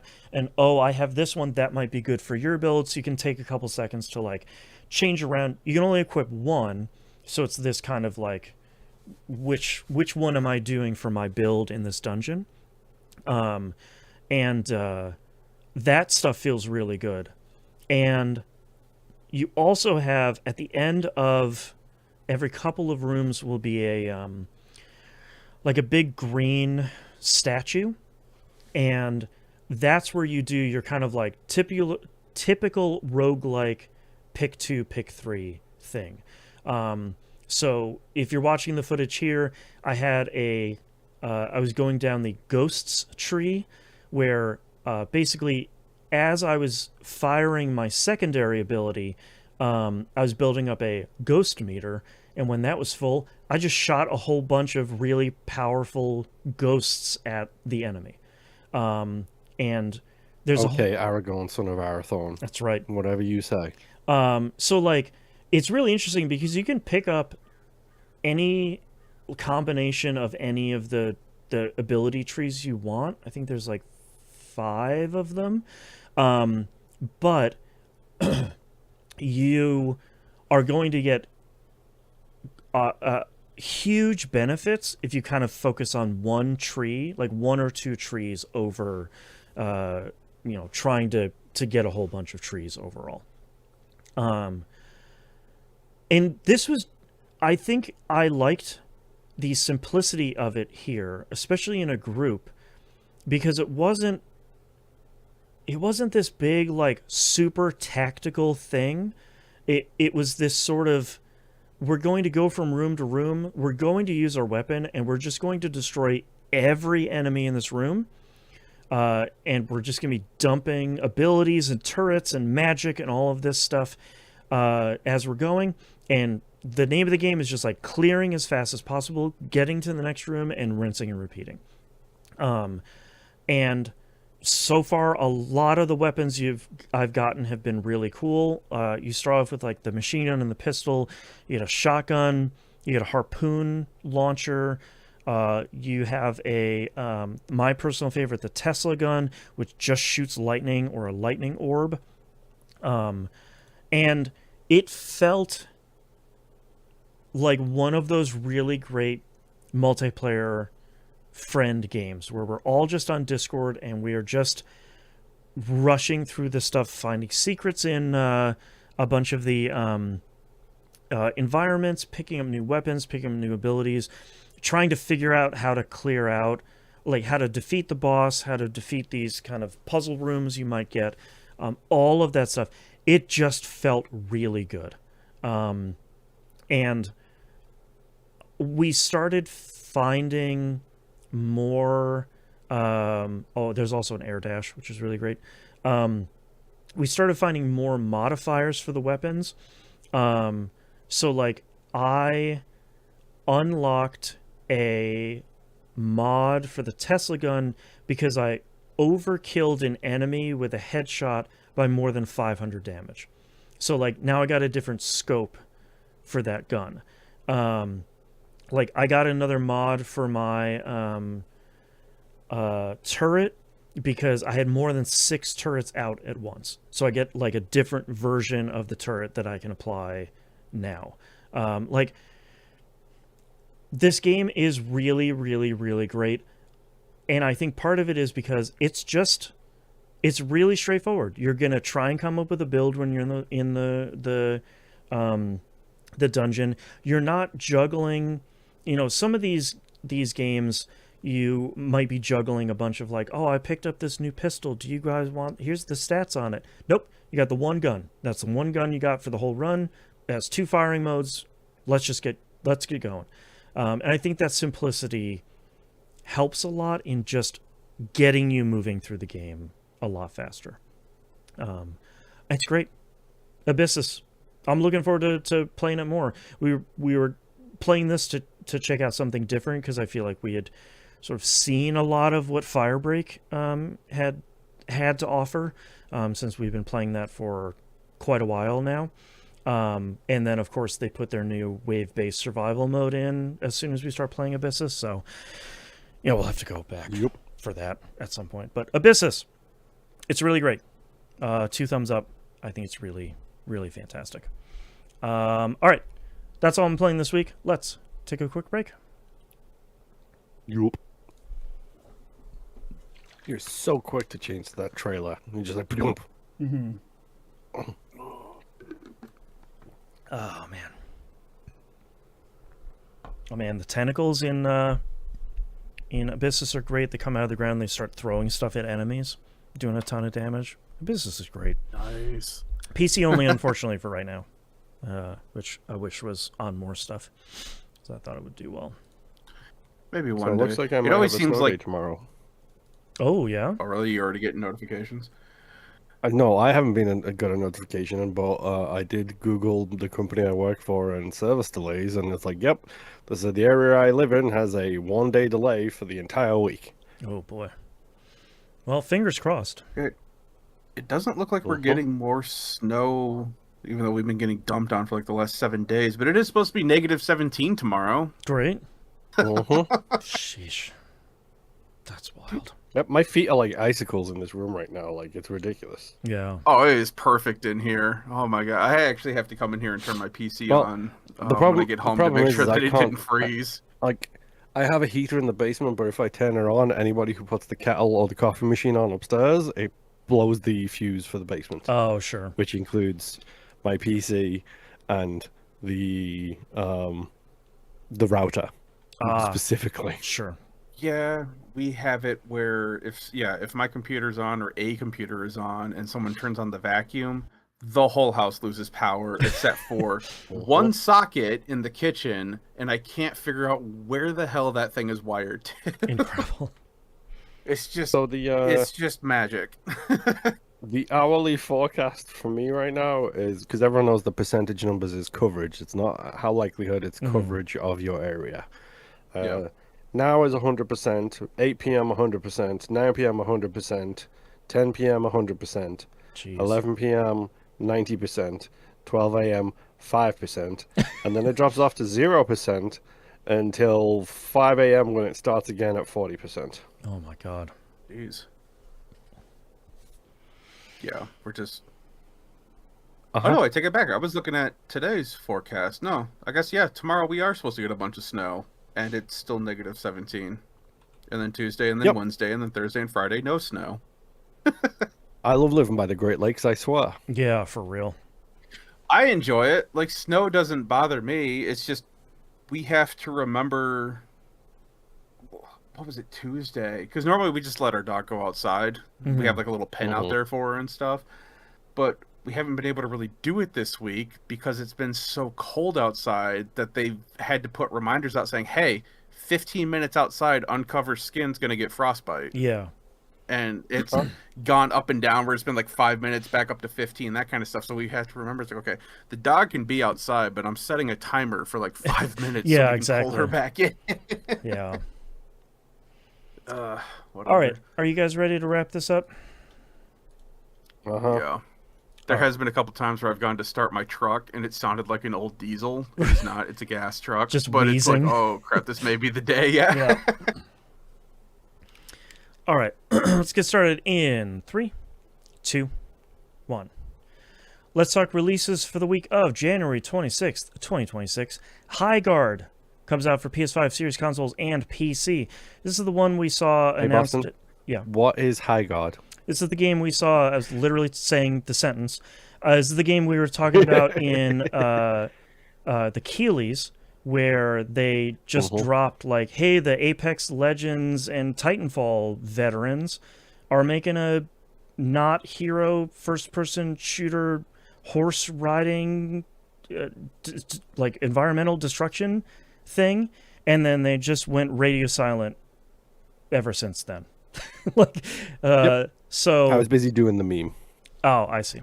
So like this kind of looks cool, but I feel like they were trying to do the Apex Legends thing again of like no one knows about this game until it's out. But it's like you showed it. So like I didn't think at the Keeleys. Yeah, like you kind of should keep showing it to remind people that it's out like now-ish. So like I don't know. I know there's a lot of doom and gloom out there because people don't know what it is, and I think have forgotten about it, which I don't blame you if you have. But I'll be honest, it also looks like a team-based shooter, which I am got zero interest in playing. Yeah, like people are like, well, it's from the Apex Legends people. And it's like, cool. I could just play Apex Legends, which is a game that I know I'm terrible at but enjoy. So like, I don't. Do I need another one of these? Well, say, is this the follow the tank mode so that it can go from point to point? Like, right, we're really revolutionizing. That's kind of what it looks like right now. Yeah, like Yep. So I don't know. There could be some cool potential ideas here, but it really does look like another hero shooter, which is fine. But like, I know it's not the sort of genre for me. So we'll see what it turns out to be when it comes out. I don't even know if it's free to play. No, I have no idea. I know nothing about it other than it's got a horse. It's cool that they're bringing in destructible environments, though. Yeah. They really need to bring that back a lot. Yeah. Considering the horsepower that we have, and everyone's like, well, the graphics aren't really is meant going to be incredible for it. But I think that should be our next. I'm just saying, we've made it with games. Someone needs to start a brand new IP called Rouge Faction, and then just have it set in Mars. That's right. You know, blow holes through the mountainside. That's right. It can't be Mars. It has to be Mercury. That's fine. It'll be Venus this time. That's fine. Even better. No, in the spirit of THQ, it's going to be Uranus. That's right. That's right. Next game we have here is Dispatch. It's coming out on Switch 1 and Switch 2.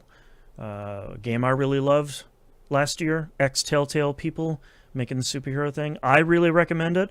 And reminder, each episode is only like an hour. So, and all of them are out when the game comes out. So, or actually, they're all out on other platforms right now. I actually don't know what, I should have looked this up. I don't know what they're going to do on the Switch and Switch 2, if they're going to release all of the episodes day one, or if they're going to do the staggered 2 episodes every week thing for that platform. I actually don't know. I'd be curious to see which one they're going to do. So that's coming out this week. Also coming out, Cairn, which is coming out on PS5 and PC from the Game Bakers. This is the team that made Fury and Haven. They are making a semi-realistic mountain climber game, where it's the kind of like controlling your limbs and plotting your route up the mountain. Baby steps for a mountain. Yeah, but also like not bad, probably. And like it's very judgmental. I don't. People are telling me like, oh my god, Baby Steps is the best game of the year. No, it's not. Like, you have Stockholm syndrome yourself into believing that a badly controlling game that hates you is a really great game. I, at least, am a Death Stranding enjoyer, where I know that a well-designed game that hates you is really good. I mean, you also play Destiny, bro. So you're all about the well-designed games that hate you. Not anymore. Cairn looks really interesting. I kind of don't really get it too much from the trailers, but I wonder how much of the, the Death Stranding kind of the movement is the satisfying part, is the gameplay. I feel like it's one of those things where you might not know it's like that until you play it. I believe there's still a demo out for it, so I might go check that. But if it was that might be pretty cool. I like games like that, but we'll see. This game should have a Sherpa mode. Sherpa. Who knows? Maybe it's like an unlockable. Who knows? Maybe it's a co-op mode. That's right. That's Cairn. Coming out is Code Vein 2 for PS5, Series consoles, and PC. Nimp, is this one of the games that you were looking I'm looking forward next? to it. No, I'm not starting this next because my son... Well, I guess I can just say it now. My son wants to play Silent Hill F. Oh, okay. And so I told him, yes, you can, but I'm also going to buy the game. We're both going to play it at the same time because there's things that we're going to need to talk about. Sure, right. Right. Without even playing that game. It's like there are things in a Silent Hill game. Yeah, it's a Silent Hill game. Yeah. But this Code Vein 2, I am excited for. I am going to buy it. It's just going to be out there a little bit. Yeah. Well, it's a Bandai Namco game too, so like it'll be $40 before you know it too. So there's like there's no rush to go play it and buy it right now. But It looks cool. The character creator is out there for you to download, I believe on consoles as well, but for sure on Steam, and it is super in depth. That's great. I have messed with it a little bit, but I've seen some people do some very, very fantastic things with the character creator. So that's great. If you're thinking of picking it up, go screw around with the character. Yeah. Yeah. Oh, there's so many Gokus. I've seen so many Aya Brays. I've seen so many like risque looking character models of different male and female characters from different series. So people really put in the time and effort with these things. The old classics. Mm-hmm. And last but not least here, we have Front Mission 3 Remake. Comes out PS4, PS5, Xbox One, Series consoles, and PC. This came out on Switch only last year. And people seemed to think it's fine. I feel like the reaction and the reception to the first remake was largely pretty good, and the second one seemed semi-negative when it launched. I feel like the game had some kind of foundational issues, and everybody seems to be okay-ish about this third one. So people really love the third one. What's that? I'm already feeling the dread. I love Front Mission 3. Yeah. Don't get me wrong. The third one is the I was best the one. sicko. Like, I was the sicko that played both story modes. Oh, right? sure. I've been through it, and that's why I shudder here, because I'm looking at this. I'm like, that looks really good. I cannot put another 300 hours into that game. Exactly. Yeah.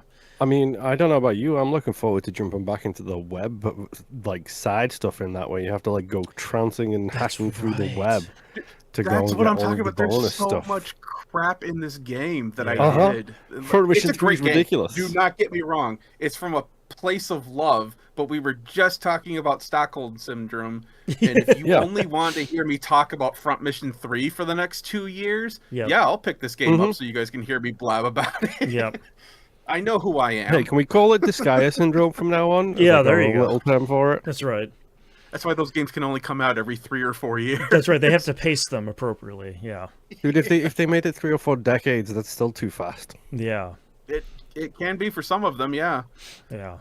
Oh, since you brought it up, I had to rebuy a physical edition of Disgaea 3 because mine got lost, and I just happened to be at a store and found a copy of it for $12 complete with manual and everything. Oh, wow. And the guy's like, that didn't last very long. And I'm like, yeah, no, because I'm a sicko.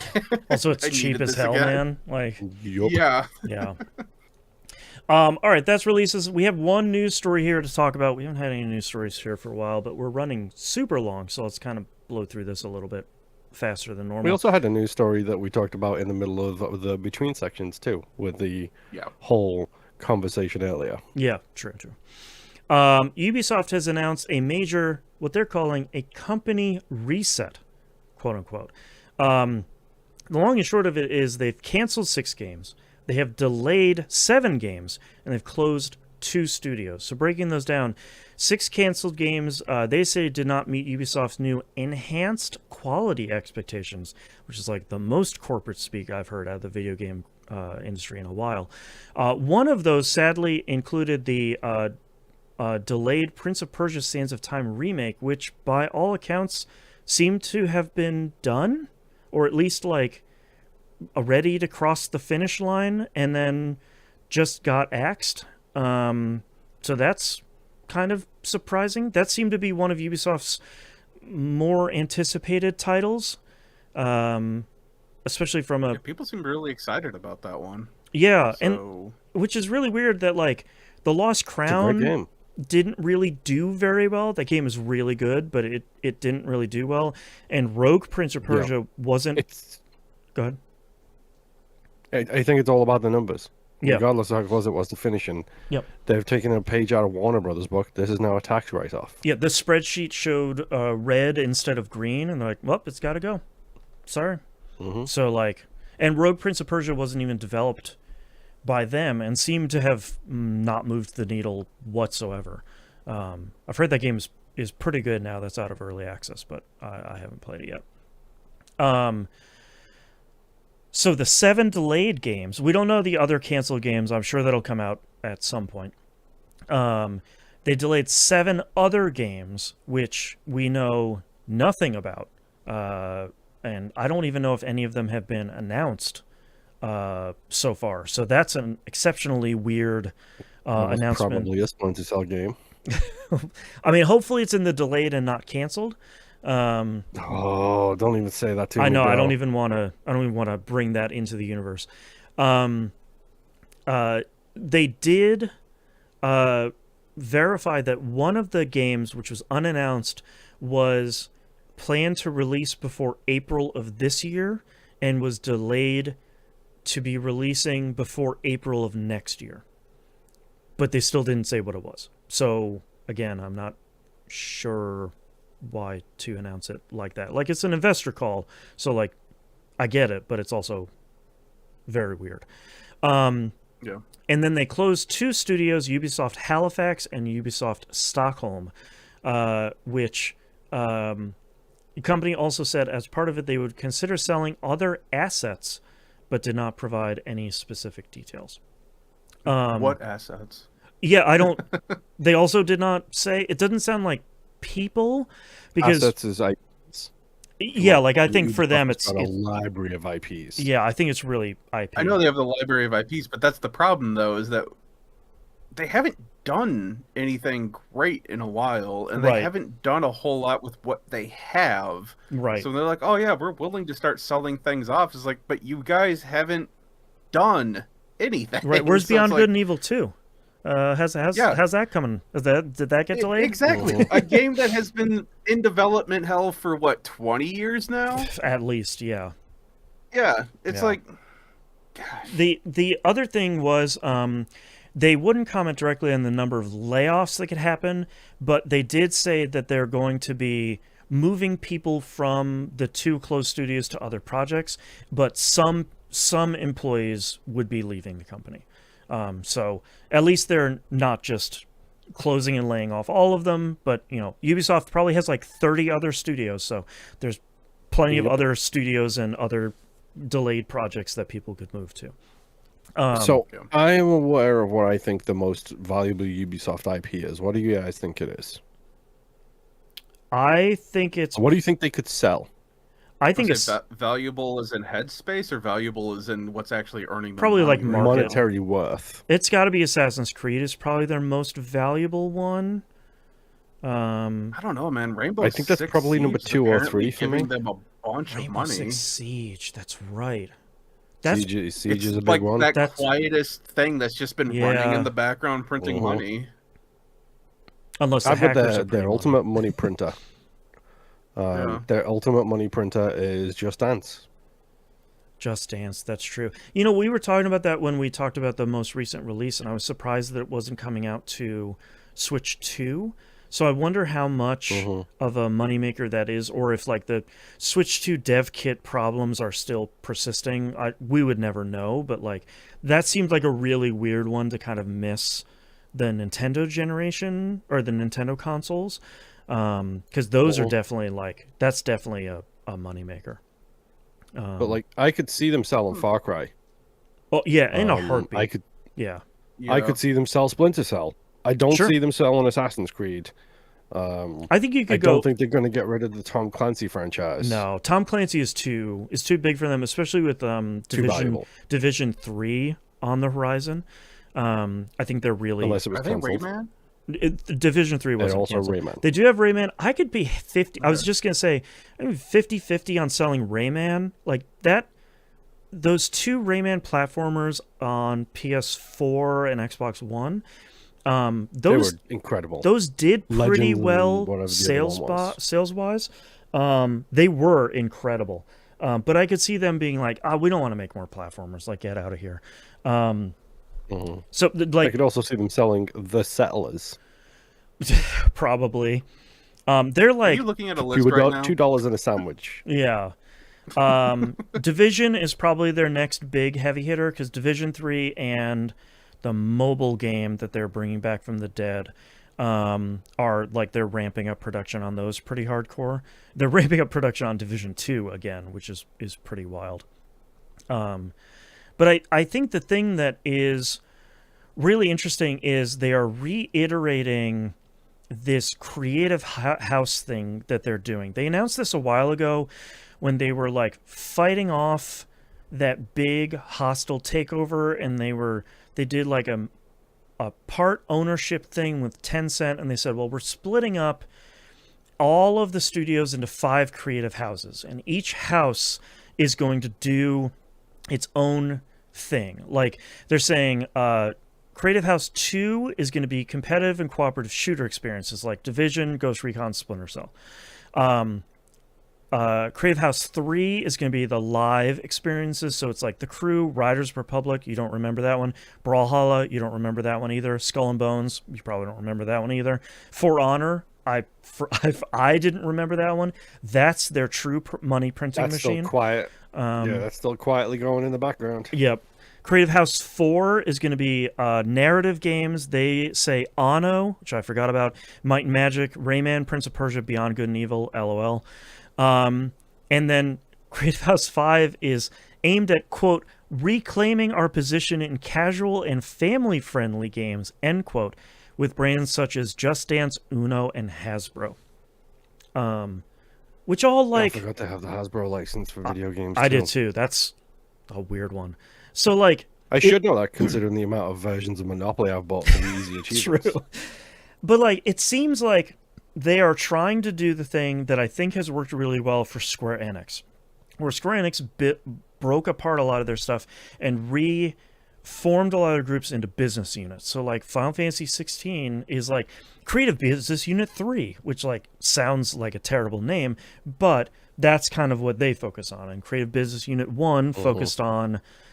I don't remember what. That seems to have worked pretty well for Square Enix. Respawn did this too, because Respawn has an Apex studio and then literally a division that they just call Star Wars Jedi Division. Yeah, true.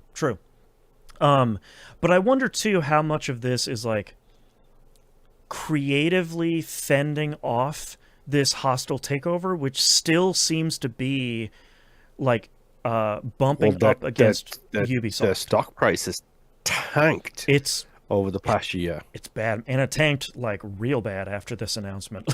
Like, it is just in a free fall again. So, like, I wonder how much... If you want to take a gamble, buy some Ubisoft stocks. Yeah, exactly. Like, if they're still around, you might be doing pretty well. I don't ever see Ubisoft whole hog getting shuttered or, like, being dissolved completely. If someone...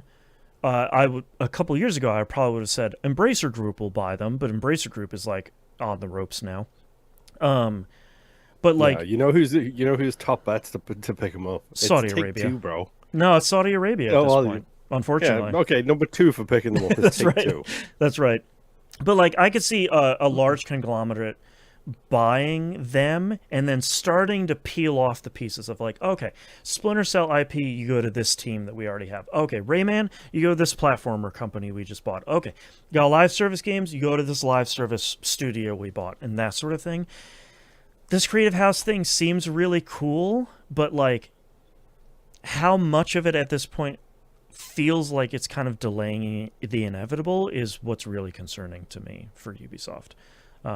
I don't want them to go away because I like their open world games. I want Assassin's Creed to still have more modern day stuff, please. But largely their open world stuff is really good. The Avatar game was really good and super well received. And it shouldn't have been good. I'll need to get back to that. Yeah, but like Assassin's Creed Shadows, I'm never going to get back to it. It was really good. And it like started to revitalize a franchise that had been getting stale kind of for the second time. So like Ubisoft knows how to make good open world games. They're just kind of struggling with solvency. Do you think part of this is though that they are trying to be too online, too middle of the road? Because they've always had that we don't make political points, whereas Rainbow Six Siege is about militarized cops, you know? I'm gonna say, heck, it's like a Far Cry game. That kind of shoots that out of the water real fast too. I'm gonna say, but it's still political, is what they'll always say. Yeah. All art is political, which Ubisoft is sort of running away from. I think, depressingly, especially in late January 2026, with all of the terrible stuff that's going on in our nation that the impacts that a large company has staying apolitical kind of don't move the needle, really. I think most people are like, hey, new Assassin's Creed. All right, let's pick it up. Oh, there's a new Watch Dogs. Like, it'd be a dream if there's a new Watch Dogs. But, like, I don't think that stuff moves the needle at all. I think, for me, looking at this giant list of stuff they're doing, it seems like they're just stretching themselves too thin. Like, how many studios they have across the world with hundreds of people working on every title. Like, I didn't remember Might and Magic, Brawlhalla, The Crew. I don't remember For Honor at all. Like, we remember, like, Far Cry and Ghost Recon and Splinter Cell, all the Tom Clancy stuff. I didn't remember they have Uno and Hasbro. Like, they just have their fingers in so many different verticals that if any of those are falling down, I wonder how much the circus tent starts falling. Effect. Yeah, like how much the circus tent starts falling over because one of the poles fell. Like, the Monopoly game didn't do well this year, or like Just Dance didn't come out on a Nintendo platform, and like you said, all the dominoes start falling, and the dominoes from there get bigger and bigger and bigger. I wonder how much is also like, and screw Ubisoft management, speaking of no ethical consumption, by the way, under capitalism. Yep. I wonder how much of this is also like management panic of like moving people around and increasing and decreasing sizes and paying for all of that when you don't really need to. You just need to let things settle. Well, and also, because I just stabilize looked themselves. It up because I was curious how big they still were. They're still listed at 16,600 some odd people. Like, they're still a massive studio. That's impossibly huge. Like that, like a company of that size making video games cannot, like, they have to collapse under their own weight at some point. I hate to say this, but they don't have, like, we here on this show, and probably a lot of listeners, are part of a dying breed. Like, we are gamers who play everything. Like, yep, I'm done with that game, I'm going to move on to the next one. I'm done with that game, I'm going to move on to the next one. Yep. More and more people who do video games as a hobby, which it is a luxury hobby, no ifs and or buts there. More and more people who do that play 4 games. Yeah. And one of them is Minecraft. One of them is Roblox. One of them is Fortnite. Yep. All of these other giant One of them publishers, is GTA 5. Yeah, all of these other giant, huge, massive publishers have one at least of these forever games. Yeah. Where they always have people in the environment. The Sims is another great example of this. Yeah. Nobody realizes it, how big The Sims is. And like, how you might huge think, it still I is. know The Sims. Yeah. Yeah. You don't know how huge it continues to be. And like, all of these publishers seem to have one of these games. Yeah.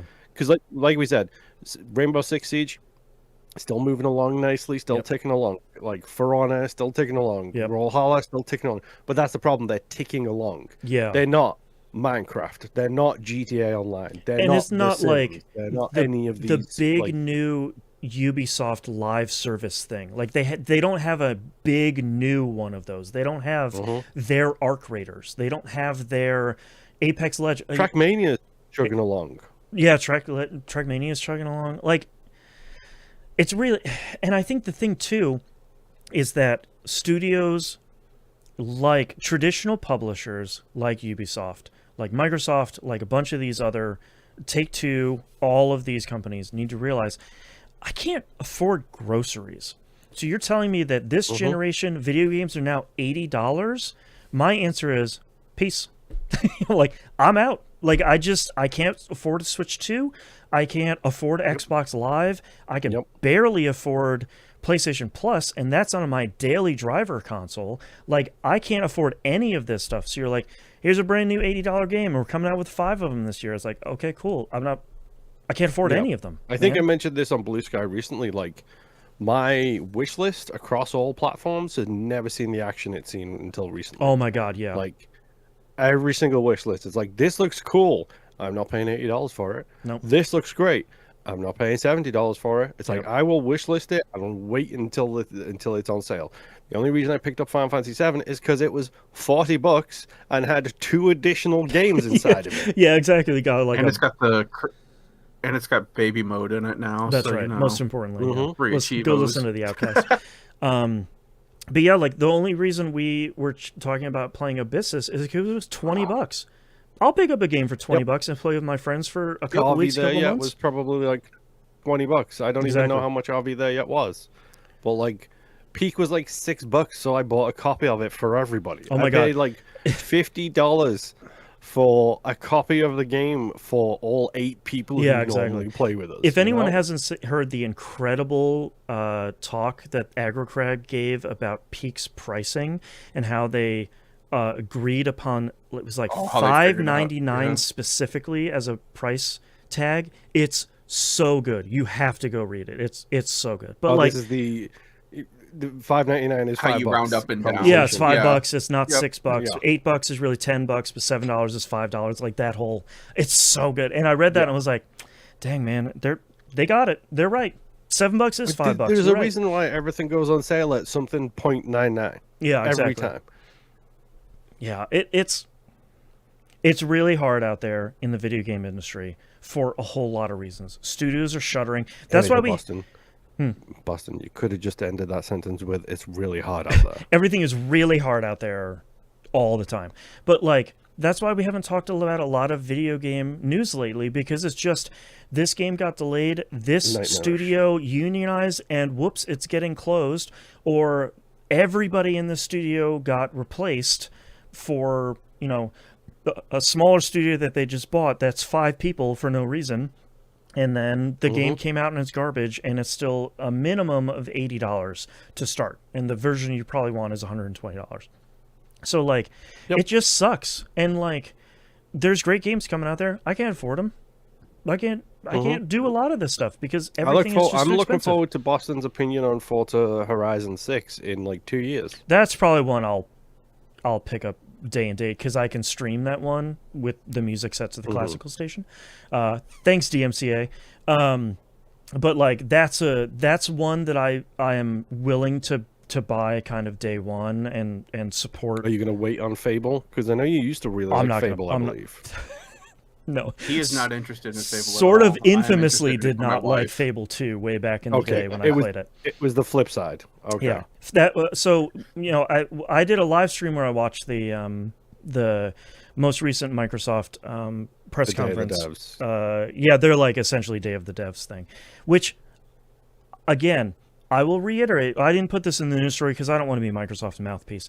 But I do really appreciate that more and more, especially big publishers, are letting the actual developers of the game talk about their game, including women, thank you, that are saying like, hi, I work on the Forza team and I love how cars sound. Here's me talking for 2 minutes about how cool our cars sound. Thank you. I don't want Phil Spencer up there being like, the most realistic cars. Shut up. I want to hear Joe, who went to Japan, have the sickos represent the thing that they're sicko about. And like some of the sicko representation, please. Some of the stuff they were talking about with Forza Horizon 6 was like, we went to Japan and we just turned on our microphones and we captured the sounds of nature and the environment and the cities and all of this stuff. And it's like, great, that's exactly what I want to hear these audio nerds talk about on this press conference. Thank you.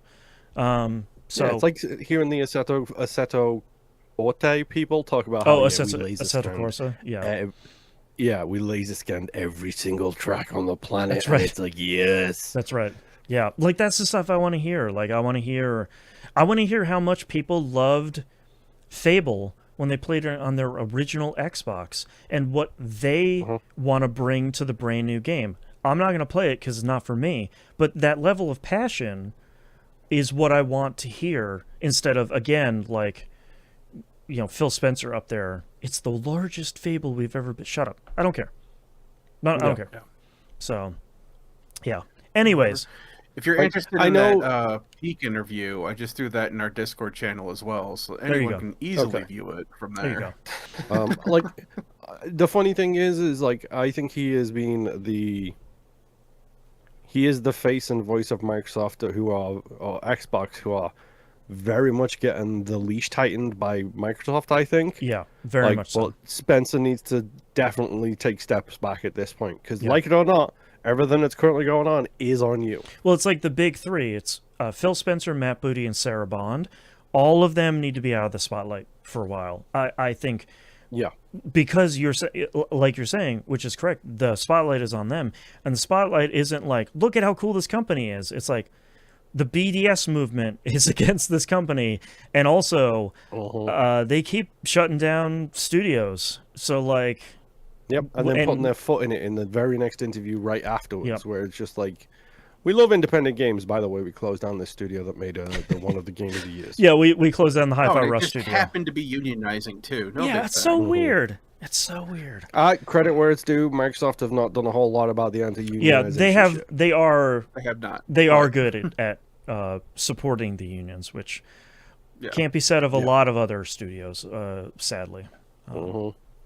Anyways, looking at you, Riot. This episode has gone on for super long. So let's wrap it up. Thank you very much, everyone, for listening. If you'd like to visit us, you can do so at tvgp.tv.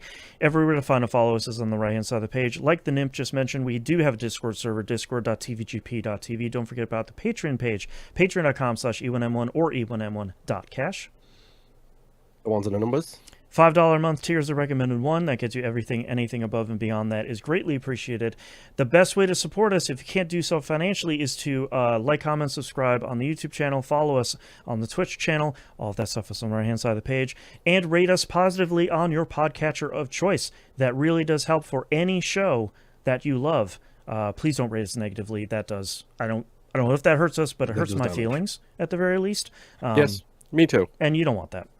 Because we put a lot of work into the show, even though maybe sometimes it doesn't seem like it. How dare you judge us on that? It takes a lot of work to make this train keep going.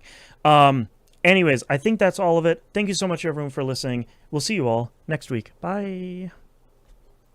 I always love it when Boston's desperate to go to the bathroom because he turns into Rocket Fuel Boston, where he's just like... I don't have to go to the bathroom. I've been in a bad mood all day, and I want to edit this stuff and go to bed.